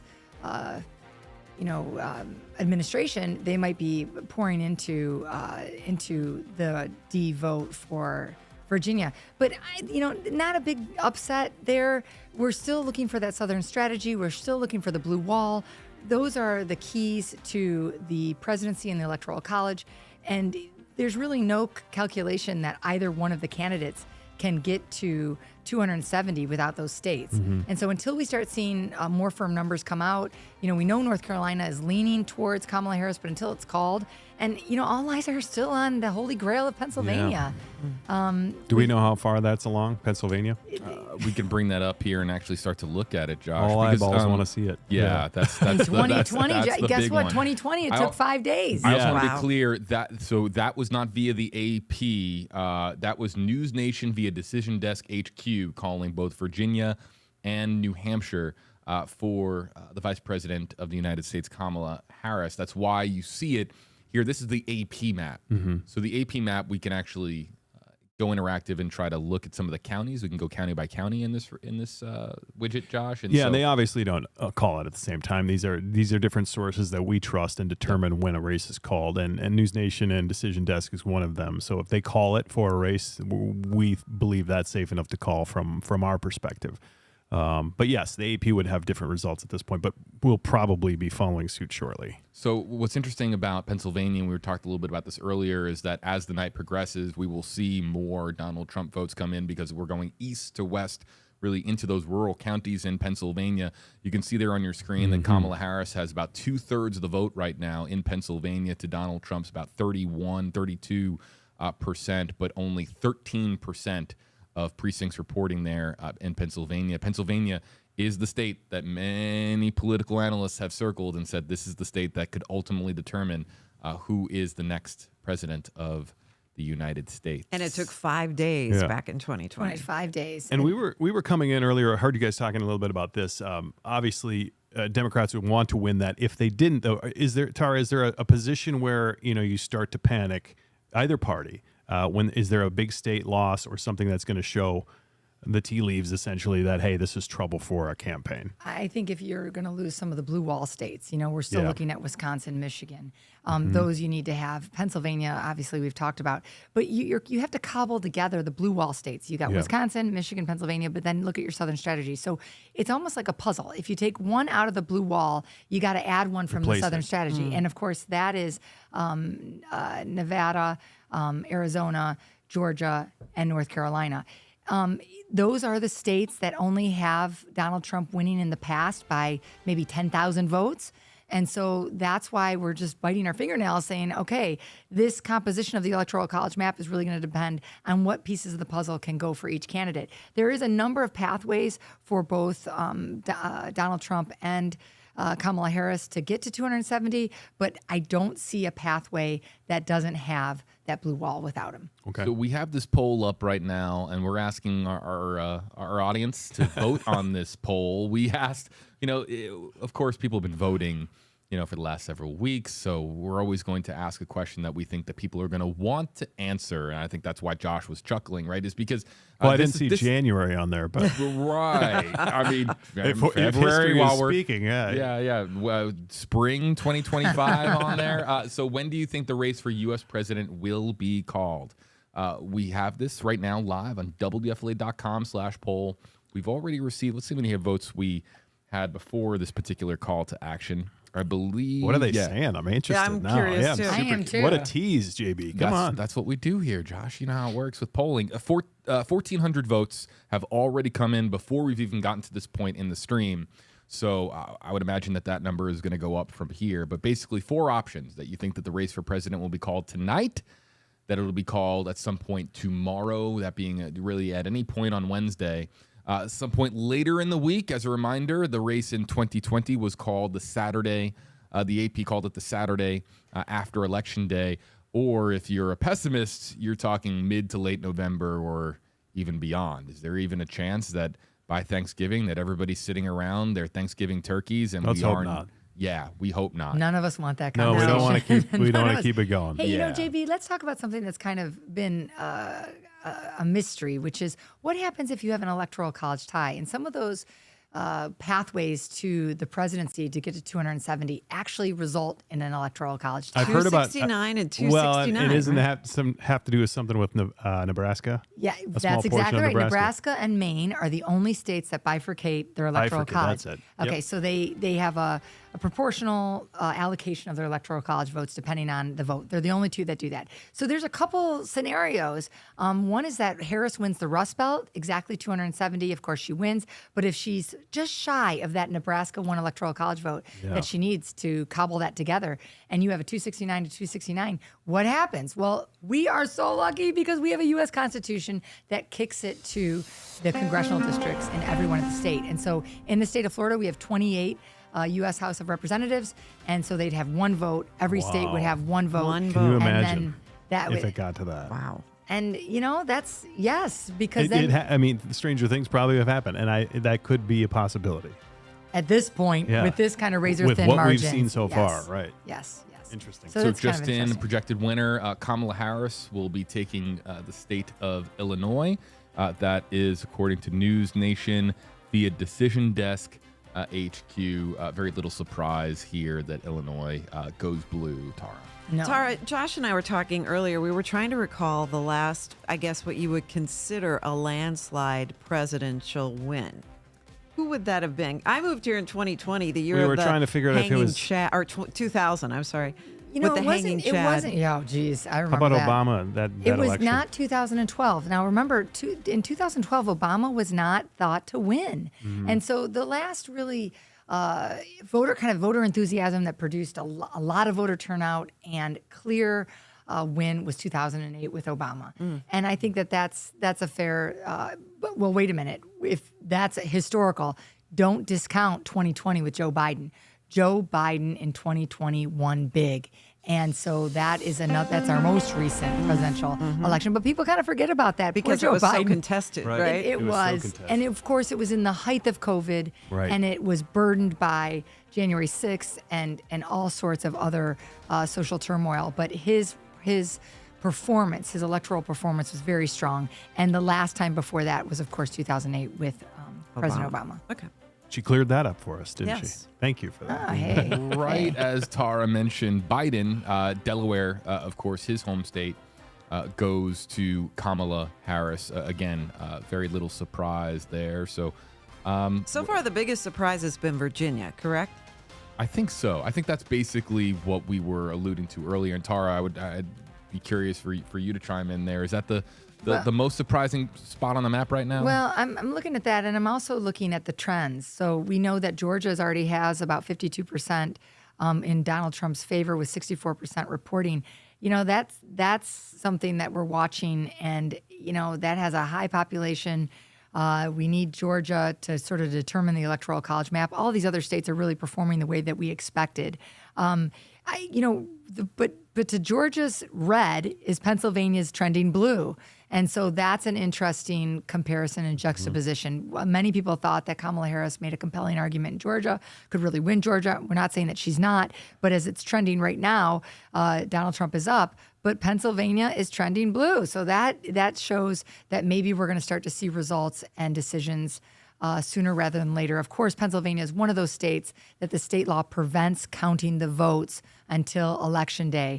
And so there's a lot of votes to be counted. And let's not forget about these provisional ballots. Almost every state has provisional ballots. If your mail-in ballot was lost, Florida does that as well. And so those ballots need to be counted. And so that's what's going to take a half a minute. We also saw some voter interruption. We saw states that had ballot boxes that had been disrupted and burned, and bomb threats, et cetera. Georgia, yeah. Yeah, and so there's been an extension of Georgia's voting hours, a couple hours. So that could be resulting in why we're seeing the results as it is, because they haven't closed their polling places yet based on those.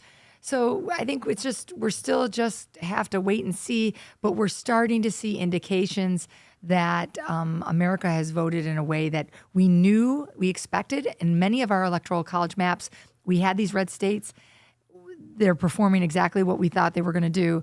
It's now just that southern strategy and the blue wall, and that will tell us a lot. There's also some discussion about polling, and I think we need to kind of weigh in on this, and I'd be curious to hear what everybody at the table has to say about this. We rely so much on polling to talk about these races, and there's been anomalies in polling since 2016. And, I certainly think the polling is disruptive here in the state of Florida. We thought the ballot initiatives were going to perform differently.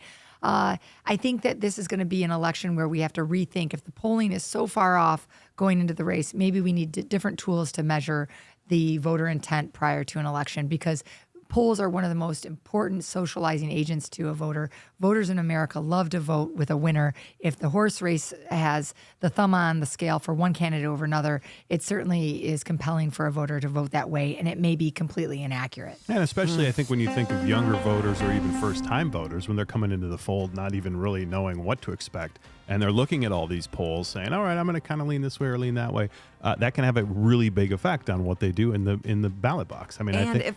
Go ahead. No, I just think that's a great point. So they're going to believe a lot of what they see and not necessarily what they know or what they believe in, I think. Well, and I also think that depending on what the polls are and if they're showing, a pretty heavily weighted one way or the other, that could lead to some apathy and people not voting at all. Absolutely, absolutely. And that's why when we look at exit polls, we kind of roll our eyes, because exit polls are just the kiss of death, because they're just not scientific and they don't really lend us to what the real answer is. But, we were talking prior to coming on about that youth vote, and I really appreciate that being brought up, because that's really, of course, I teach at St. Pete College. I really am all the time with young voters, and Josh made the point, young voters can be swayed by those polls. It's interesting to note that the youth vote is the largest part of the electorate, and whether or not they come out to vote. We thought with the amendment number 3 and amendment 4, they'd be really compelled to come out. And so I'm really going to be digging into the data tomorrow to figure out, where were these young voters? Did they come out and vote? Your kids voted and my kids voted. I know my kids voted. I had them on Zoom. I poured myself a big glass of wine and I voted with them. But, I can't. But especially for Florida, thinking that with these amendments, we thought that they would be out in bigger numbers. We've just been told, I'm sorry, I want to cut in here really quickly. Andrew Warren has conceded the state attorney's race to Susie Lopez, who is now speaking live. Let's listen in.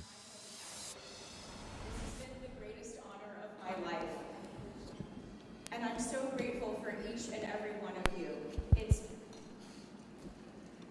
I'm sorry, y'all know prior. I'm just so honored to be standing in front of you as Hillsborough County's first female.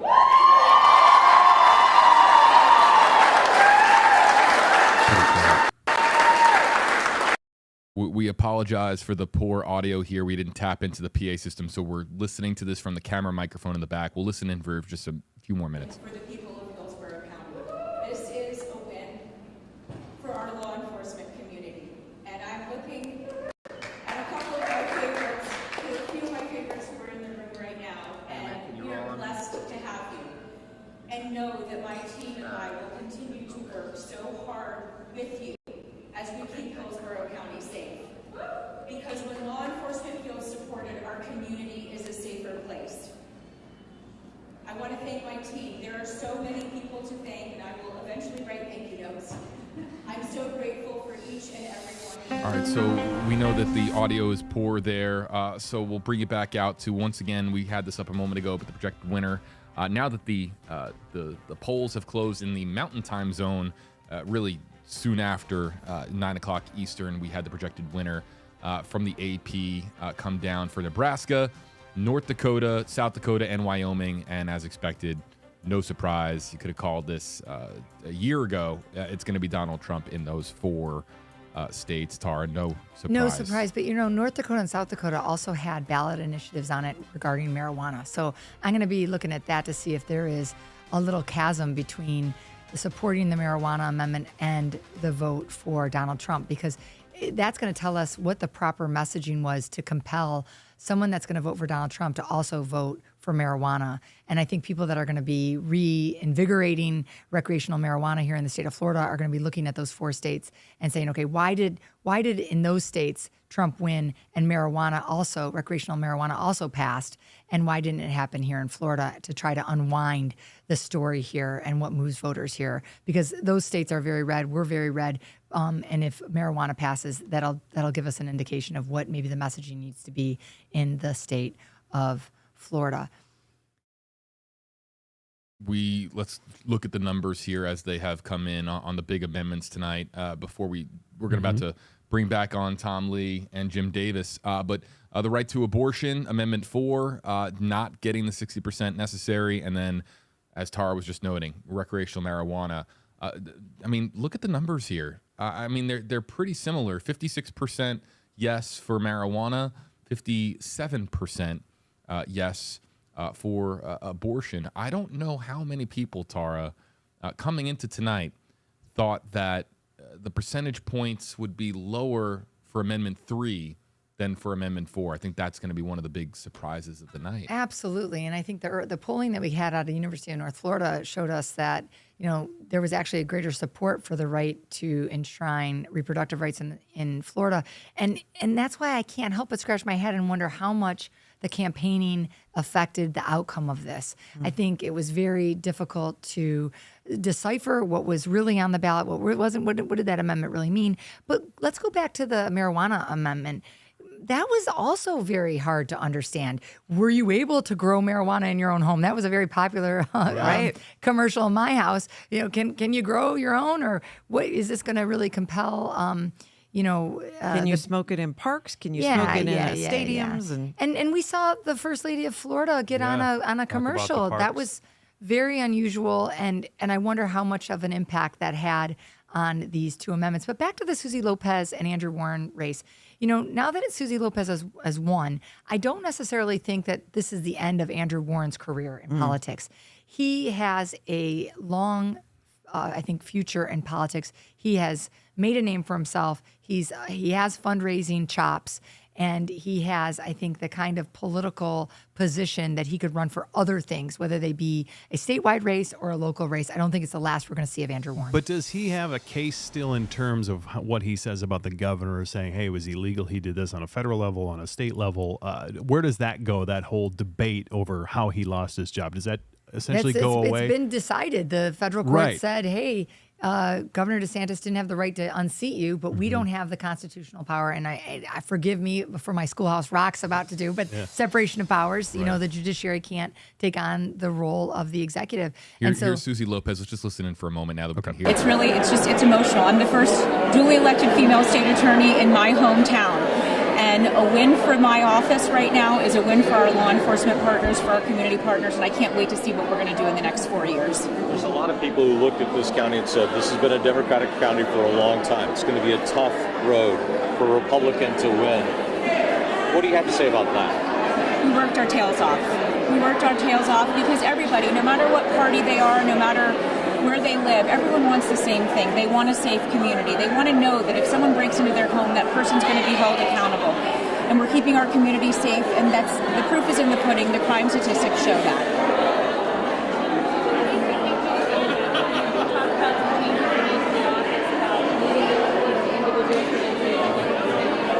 I'm a boots-on-the-ground prosecutor. I was a prosecutor for 17 years, and so I've walked the walk and I've talked the talk. And so I go to court every day, I go to crime scenes, and I meet with victims' families because victims are really the lifeblood of the state attorney's office, getting justice for families, getting justice for victims. That's our job. Going forward, what are going to be the top priorities?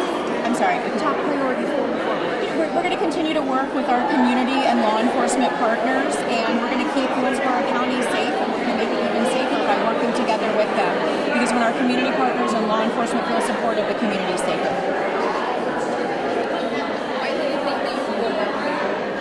Oh my goodness. I think I won because everyone wants a safe community and they know that they're safer with Susie. Anything you want to say at all concerned about? I've got to reply. You're good? Yes. Yeah, I don't want to say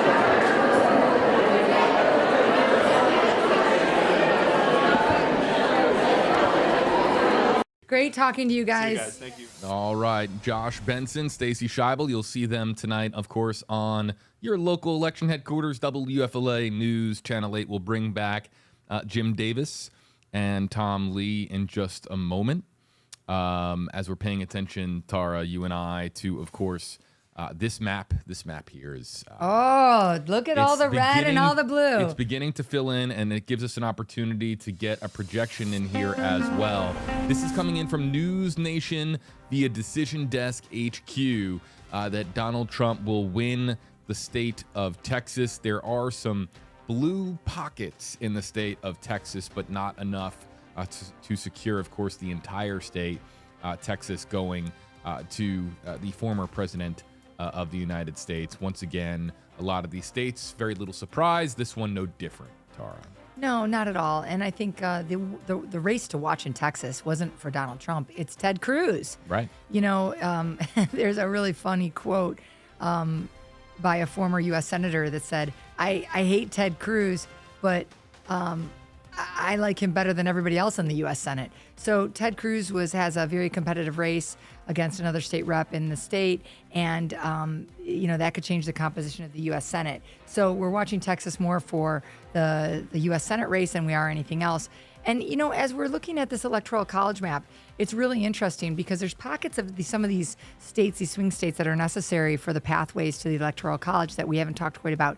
In Michigan, which is my home state, all eyes have been on this area right outside of Detroit called Dearborn, Michigan, where there's a high Middle Eastern population. Certainly the discussions about Palestine and Israel are hot button tickets items in those areas. And we're really watching to see if there's enough voter turnout to change the election results in Michigan, depending on how they align with each presidential candidate. So that's until Michigan reports out on which way they're going to go, that area of Michigan is of interest to me. And I'm also watching Nebraska. We've talked about the pathway for Kamala Harris to win the Electoral College involves the blue wall as well as the one district in Nebraska. That, of course, Nebraska and Maine are both states that have bifurcated their Electoral College votes. And so, we're waiting to see what comes out of Nebraska and if Kamala Harris is going to actually capture that one Electoral College vote that might be necessary for her to get to the 270 Electoral College votes. So some of these states are performing exactly the way we thought, and it's still a little too early to tell. But the trends are interesting. Certainly, Pennsylvania is trending interesting. Georgia, going in the way of Donald Trump so far, but still very early because as we mentioned, those polling places were extended due to some threats and bomb threats that they had to be extended to make sure that people had safe access to voting. North Carolina right now, it's really a toss-up. We got 40% reporting, just too early to tell. And we haven't heard anything out of Arizona and Nevada, of course, because they're in a different time zone. So we're waiting for those to be released and start to give us an indication of which way to go. But Wisconsin, this is one to watch. And right now there's very few reporting, but we're waiting to see how that's going to start trending and if that's going to start building out that blue wall, Wisconsin, Michigan, Pennsylvania, that Kamala Harris so desperately needs to win. I want to bring up here the map as we welcome in, once again, Jim Davis and Tom Lee joining us once again in the Stream Center. And as I bring our Republican and Democrat analysts back into the fold here, any observations while you guys were on a bit of a break out there in the WFLA newsroom? Anything catch your attention? No, we were kind of out of the loop. We came back here and we're talking about the Congressional district in Nebraska being a tiebreaker, and I'm thinking, what the hell happened? You know what we said, Tom? We 30 said minutes is a lifetime in politics. Well, we were actually giving Governor DeSantis a real report card, and then he did great. He got all A's. I mean, he delivered on the message that he wanted to, and that story has been told in the state of Florida. So now we're starting to see the rest of the country unfold and what that'll mean for the composition of the U.S. House of Representatives and the U.S. Senate. Well, in 2022, as Jim and I were talking, the red wave in Florida did not spread outside the boundaries of the state. So, we may well be looking at something similar here tonight. It'll be interesting to monitor the final race, I guess, of consequence here tonight, because I just confirmed with our newsroom, this is the one race that we have a graphic for that has not yet been officially called. It's Amendment 1. It's the school board partisan amendment, whether or not to attach D's and R's to the ballot. And it's looking less and less likely for a pass, but the Associated Press refusing to call this with 15% of precincts yet to be reported. So there's still a Hail Mary chance that this does pass, but based on the numbers that are coming in right now, it would take a sizable number of yes votes in the final 15%. But this is the one additional race that we are watching here on the big races, if you will, tonight. And we will be wrapping up our coverage tonight from the Stream Center in about 10 to 15 minutes, around 9:30 Eastern, because Florida, you guys, I mean, look. You covered it. I mean, a lot of these races were called really early, and election integrity is a big conversation point right now across the country. And so far as the speed of the results, I mean, accuracy is going to be the most important thing at the end of the day, but the speed in which these results came in is particularly noteworthy for me as a reporter.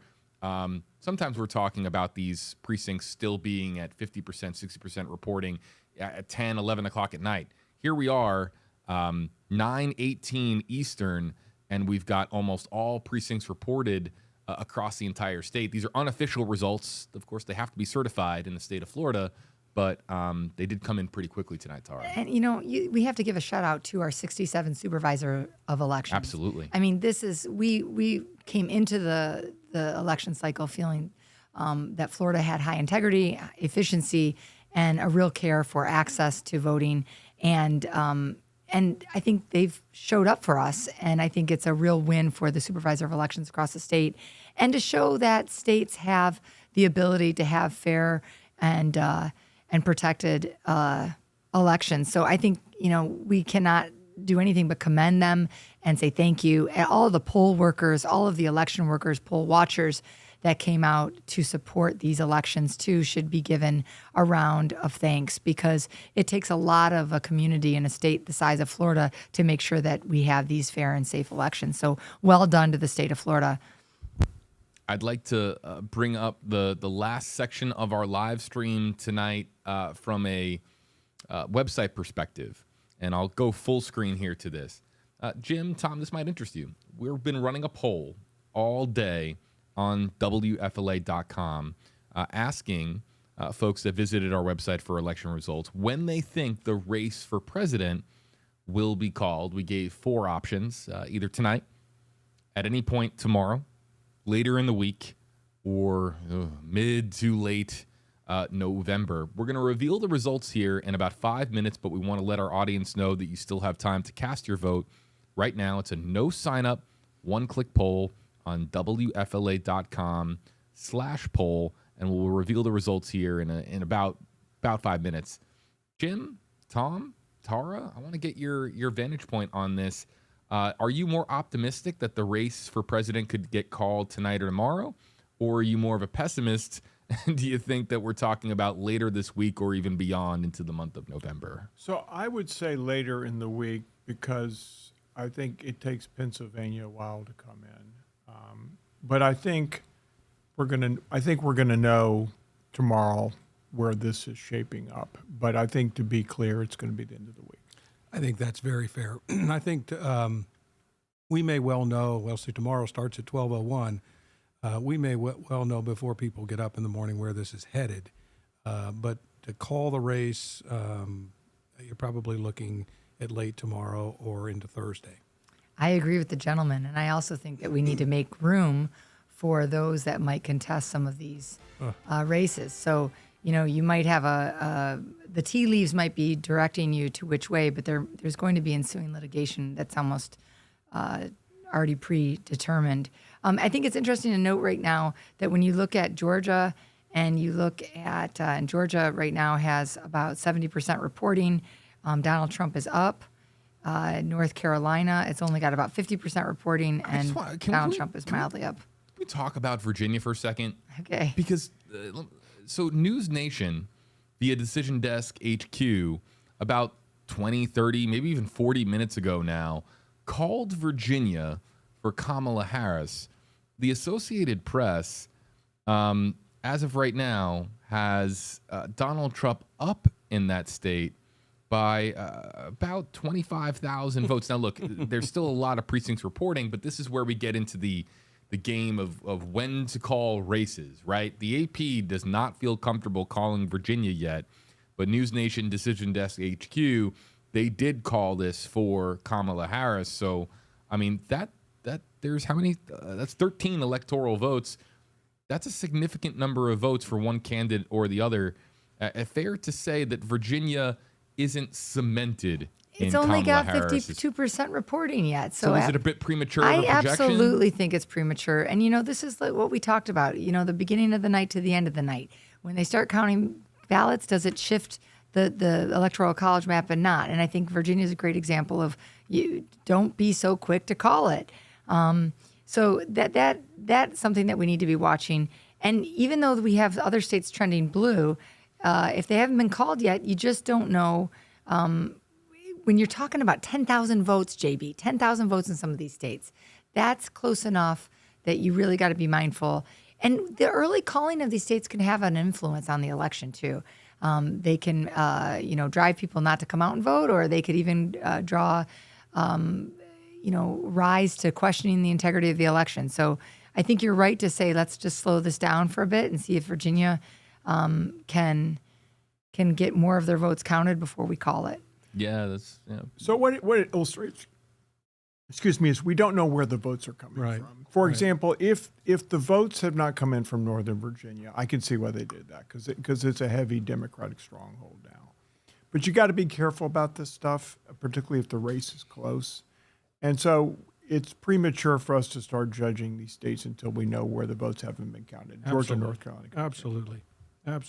So, an interesting development with the state of Virginia. There's a tremendous amount of science that goes into this from a projection standpoint. Decision Desk HQ, I mean, this is the biggest night of the year, the biggest night of the election cycle for them. So they take, obviously, the science and the methodology behind calling these races for a particular candidate very, very seriously. But it is, something that should be stated because we have three sources here at WFLA to call a race, either via AP, News Nation, Decision Desk HQ, or NBC News. And right now, Virginia is only being called by one, and that being Decision Desk HQ. So let's come back to our poll here on WFLA.com. I'd like to reveal the results of that poll. We asked you, when do you think the race for U.S. president will be called? And we'll reveal this here on your screen. 31% believe that it will be tonight. 32% think it'll be tomorrow. 26% later in the week. You see the numbers, they're still changing because people continue to vote. 27% later in the week, 11% to mid to late November. That means 1 in 10 of our poll respondents think that this could really drag on for a very long time. And we all want your audience to be right. Tonight or tomorrow would be best. Yeah, yes, so 60%. agreed. Super majority. There's your super majority. 60% plus think it'll be in the next 24 hours, pretty much, which is good.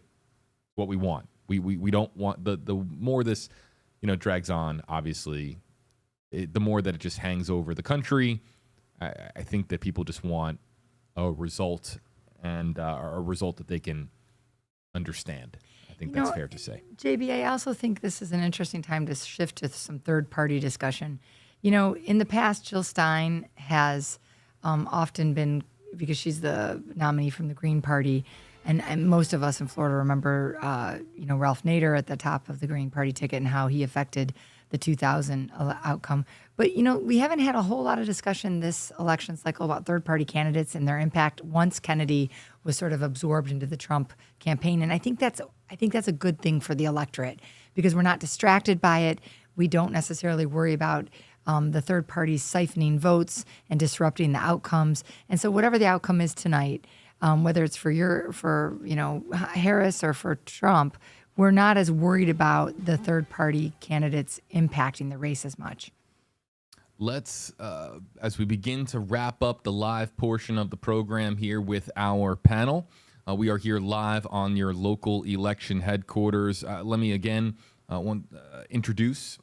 reintroduce our panel. Joining us, of course, here in the Stream Center, Tom Lee, Jim Davis, Tara Newsom, JB Biunno here with you as well. We've been breaking down the election results all night. We're about to do a run through of the results as we have them. Just in the last few minutes, a lot of these votes getting finalized, and let's go live here to them on WFLA.com. Here in the state of Florida, Donald Trump winning the 30 electoral votes in Florida right now with the numbers that we have: 27 million votes for the 45th president of the United States, 24 million for Kamala Harris. To no surprise, Donald Trump is going to win the state of Florida. Also, not much of a surprise, Senator Rick Scott is going back to Washington, defeating his Democratic challenger, Debbie Mooker-Sill-Powell, by approximately 13 percentage points, with still 7% of precincts yet to be reported. We have the state attorney office position between Andrew Warren and Susie Lopez. Susie Lopez just declared victory. Andrew Warren has conceded for Florida state attorney. Let's run through the congressional races. These were called pretty early. Gus Bilirakis winning with 71% of the vote in District 12. In District 13, this was a race that had quite the microscope on it. Anna Paulina Luna once again winning and defeating Democratic challenger Whitney Fox. Kathy Castor, to no surprise, was an early victor tonight, representing District 14, that of course being Tampa Hillsborough County in Florida with 91% precincts reporting. Those are the numbers there. In District 15, Laurel Lee over Pat Kemp. Laurel Lee picking up about 192,000 votes with about 8% of precincts still to be counted. In District 16, Vern Buchanan over Jan Schneider, 240,000 votes for Congressman Buchanan against Schneider's 162,000 votes, with still about 10% or so of precincts to be reported. And District 17, to no surprise, Greg Steube emerging victorious over Manny Lopez. For many people, the big reason to go to the polls this year was actually the constitutional amendments, yet to be called as of 9:30 Eastern, Amendment 1, whether or not school boards should have should have partisan mentions on their ballots in 2026. So will there be a D and an R next to candidates' names in 2026 for school board positions? That remains to be seen. Still about 13% of precincts to be counted there. Again, it needs a 60% supermajority to pass for the 6 amendments on the ballot in Florida. Amendment 2 will pass, 67% of the vote for the right to fish and hunt being enshrined in the Florida Constitution. Amendment 3, perhaps the biggest surprise of the night, to legalize personal marijuana, to legalize the recreational use of weed. Not getting to the 60% threshold. 56% is what we're at right now, with 8% of precincts yet to be counted. This was expected to pass anywhere between 65 and 70% was the talk in some of the polls that we received here locally, and it looks as if the amendment itself, Amendment 3, will fall short by several percentage points. The AP calling that. The AP also calling Amendment 4 also failing to reach the 60% threshold. 57% right now, with 8% of precincts yet to be counted. The right to abortion being enshrined in the Florida Constitution was on the ballot this year and will not pass, according to the Associated Press. Amendment 5 will pass, with 66% of the vote coming in for yes on homestead exemption adjustments. And then lastly, Amendment 6, right at 50-50, repeal public campaign financing. Amendment 6 will not pass. It needs, again, a 60% super majority. So coming back out here to the Stream Center, the biggest surprise of the night. I'm going to ask our panelists here. Tara, why don't we start with you? We're really honing in on Florida. When you look at those races and some of the other races that you're monitoring, I know on your laptop, what's the biggest surprise, the biggest takeaway tonight for the state of Florida? Biggest surprise for me, and I think of many Floridians, was Amendment number 4. That had really pulled early as an amendment that would have the support of both men and women. There were other states like Florida that were red states but had supported women's health care and right to choose. And so this was a big surprise. But I think the takeaway is the report card for Governor DeSantis is all A's. For every race that he put his thumb on the scale for the race, he did well. And so that looks like he's really going to have an extension of his Florida blueprint, and that Florida is still really bending to his vision of how these races should have an outcome. You could it's such a resounding win for DeSantis tonight. Is he going to come out and make a victory speech tonight, Tom? I mean, is that something he can do if he's not necessarily on the ballot tonight? I mean, certainly as far as the agenda items for what he wanted to see Florida voters vote for or vote against, that was big for him tonight. What's your big takeaway tonight? Is it Governor DeSantis? Is it something else that's caught your eye? You know, the big winner today in Florida, I think, was democracy, and the turnout was extraordinary. People came out to vote. Frankly, the biggest story tonight is that there really were no surprises, and I think the fact that the governor did he did win here in Hillsborough County, where he threw down the gauntlet with law enforcement over the state attorney's race. He did win statewide, where he weighed in on the medical or the recreational marijuana and the abortion amendment. Are all big victories. And I don't think he makes a victory speech tonight, but I know these folks well enough to know that they are huddled up, high-fiving each other, because the governor, he really has national presidential ambitions. He sees himself as a presidential front-runner in 2028. And what happened tonight is good numbers for him to make his case that he's a winner. And so I suspect his team is rallying around him tonight, very happy with the success they had at the ballot box today.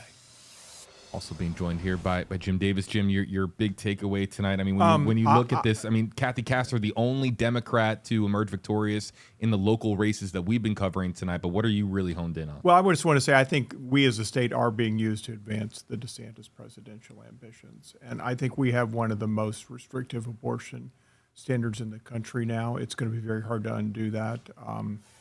And I think a vast majority of Floridians disagree with it. And the governor used taxpayer dollars in the state government to thwart the will of the voters. So I think it's really a travesty what happened tonight on that. The governor actively campaigned a lot of school board races. I saw that he lost one of those tonight in Hillsborough, which is good. We don't need somebody in Tallahassee running our schools. We should have local control, and fortunately in Hillsborough, and I think Pinellas, and hopefully the rest of the state, that will continue. But Kathy Castor is very strong. She represents this district. She also represents the entire country. She works well with Democrats and Republicans. And that's the model to elect folks. We are a very gerrymandered state, one of the most gerrymandered in the country. Both parties do it, but the Republicans control Florida. And until that changes, it's going to be very difficult to have people elected on their merits as opposed to the money game in Florida. So I think Florida's constantly changing, and I think we've sent a lot of leaders back tonight, and now our job is to help them do the best they can. We've got some other projections to pass along before, of course, we wrap up the live stream here tonight. To no surprise, President Trump, 45th president of the United States, will be winning the state of Louisiana. And then for Kamala Harris, just coming in a short time ago, she is the projected winner, according to the AP, in two states, New York and Colorado. And what that means tonight is that the map, you guys, it is that exciting part of the night where the map is really beginning to fill in here. And we'll bring up the map as we wrap up the live stream with Tom Lee, Jim Davis, Tara Newsom. I'm JB Biunno. The map is, of course, east to west, beginning to fill in. Dark colors on this AP map means that the race has been called by the AP. Light shades of that color, meaning that is leaning in that direction. Virginia has my focus right now because of the AP versus Decision Desk HQ disparity there. Last thoughts all around the panel tonight before we wrap up and call this a live stream. Somebody just pointed out to me that Amendment 4 got 1 million more votes than Ron DeSantis did when he ran for re-election. I think the implications of this failing are going to be significant going forward. Significant short-term, long-term? Both. I think the legislature and the governor have gone much, much further than the state wanted them to do, and we're stuck with this now. And I think that discontent is not going away, and I think it's going to have a major impact on future races. Tom, Tara, last observations, last comments of the night. You know, I think it's really hard to say exactly what the implications are going to be of the election tonight. I really, you know, the old adage, it's the economy, stupid, and there's been a bet on by both parties for decades that people will vote their pocketbook, and that some of these other issues, as important as they may be, they're not going to trump the economy and inflation and things of that nature. Clearly, if you look at national polls, the public is somewhere between dissatisfied and angry, and I think that fueled a lot of this turnout. But how they voted didn't seem to change sort of the partisan nature of the outcome here, at least in Florida tonight. Tara, your last thoughts here. You know, I think that I'm first off so grateful to be here tonight with these two statesmen. I think that, you know, they bring a lot of measured thought and analysis to this. And the concept that democracy won is a good one.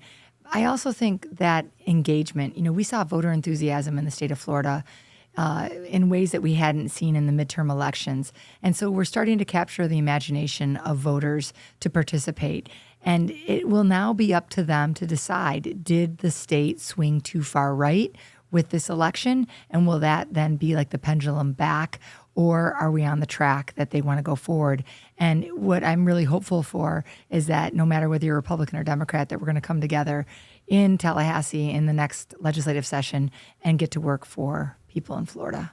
Well, I'd like to thank our entire panel, Tara, beginning with you, of course, not just tonight, but all election cycle long, appearing with Ty Russell on Battleground Florida, appearing on our previous live streams. We broke down some very fascinating debates on previous live streams as well. Of course, it's great to have you here in person tonight, not virtually.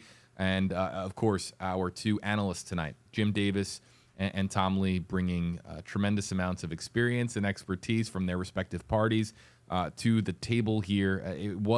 I was expecting this to be a bit of a longer night, but things in Florida, of course, I think one thing I think we can all agree on and nod our heads and really emphatically agree on is that one thing that is of the utmost importance in Florida and the other 49 states is election integrity, that we have confidence in our results. I think Tara mentioned earlier, giving a shout out to our supervisors of elections, all the volunteers as well that did a great job. Oh, this is very interesting. So this is our final race tonight that we have not had a result on, but we can actually bring this in tonight really quickly to wrap up on. This is Amendment 1 has failed according to the Associated Press. So that is another constitutional amendment that has failed to get to the 60% supermajority. And man, if there's another takeaway tonight, is that getting to 60% is hard unless it has to do with fishing and hunting. If it's fishing and hunting, it's going to get to 60% apparently. But the rest of our amendments tonight really struggling to get to the necessary 60% supermajority. Once again, this is for the partisan school board amendment, the idea that candidates would have to be identified by their political party on ballots as early as 2026, that not getting to the necessary 60% to pass. Really quickly, Tara, final thoughts on this one not getting to 60%. I think that the state of Florida still has the fidelity to the idea that there's some positions in government and public service that are not partisan. And school boards, sheriffs, supervisor of elections are some of those. And so, you know, there's room for everyone at the table. We certainly don't want to exclude the no party affiliate, which that would have resulted in. That would mean almost a third of the Florida electorate wouldn't be able to participate in primaries and school boards. So in the end, this is creating greater access for everyone in Florida to participate in school board races. And that's going to wrap up the live stream here for us. Again, I was just giving a shout out to all the volunteers, everybody that makes our right to vote possible here in the state of Florida and elsewhere in the United States. I'd like to also thank our YouTube moderators for keeping our comment section clean, respectful to all of our newcomers and longtime stream audience members, to all the moderators. I see you guys there in the comment section. Thank you for doing what you do. And thank you to the WFLA staff for working really hard behind the scenes and making sure that everything was working on WFLA.com. WFLA.com. For Tara Newsom, Jim Davis, Tom Lee, I'm JB Biunno. Thanks for joining us here on your local election headquarters. All of your election results tonight will be posted on WFLA.com. See you soon, folks. Take care.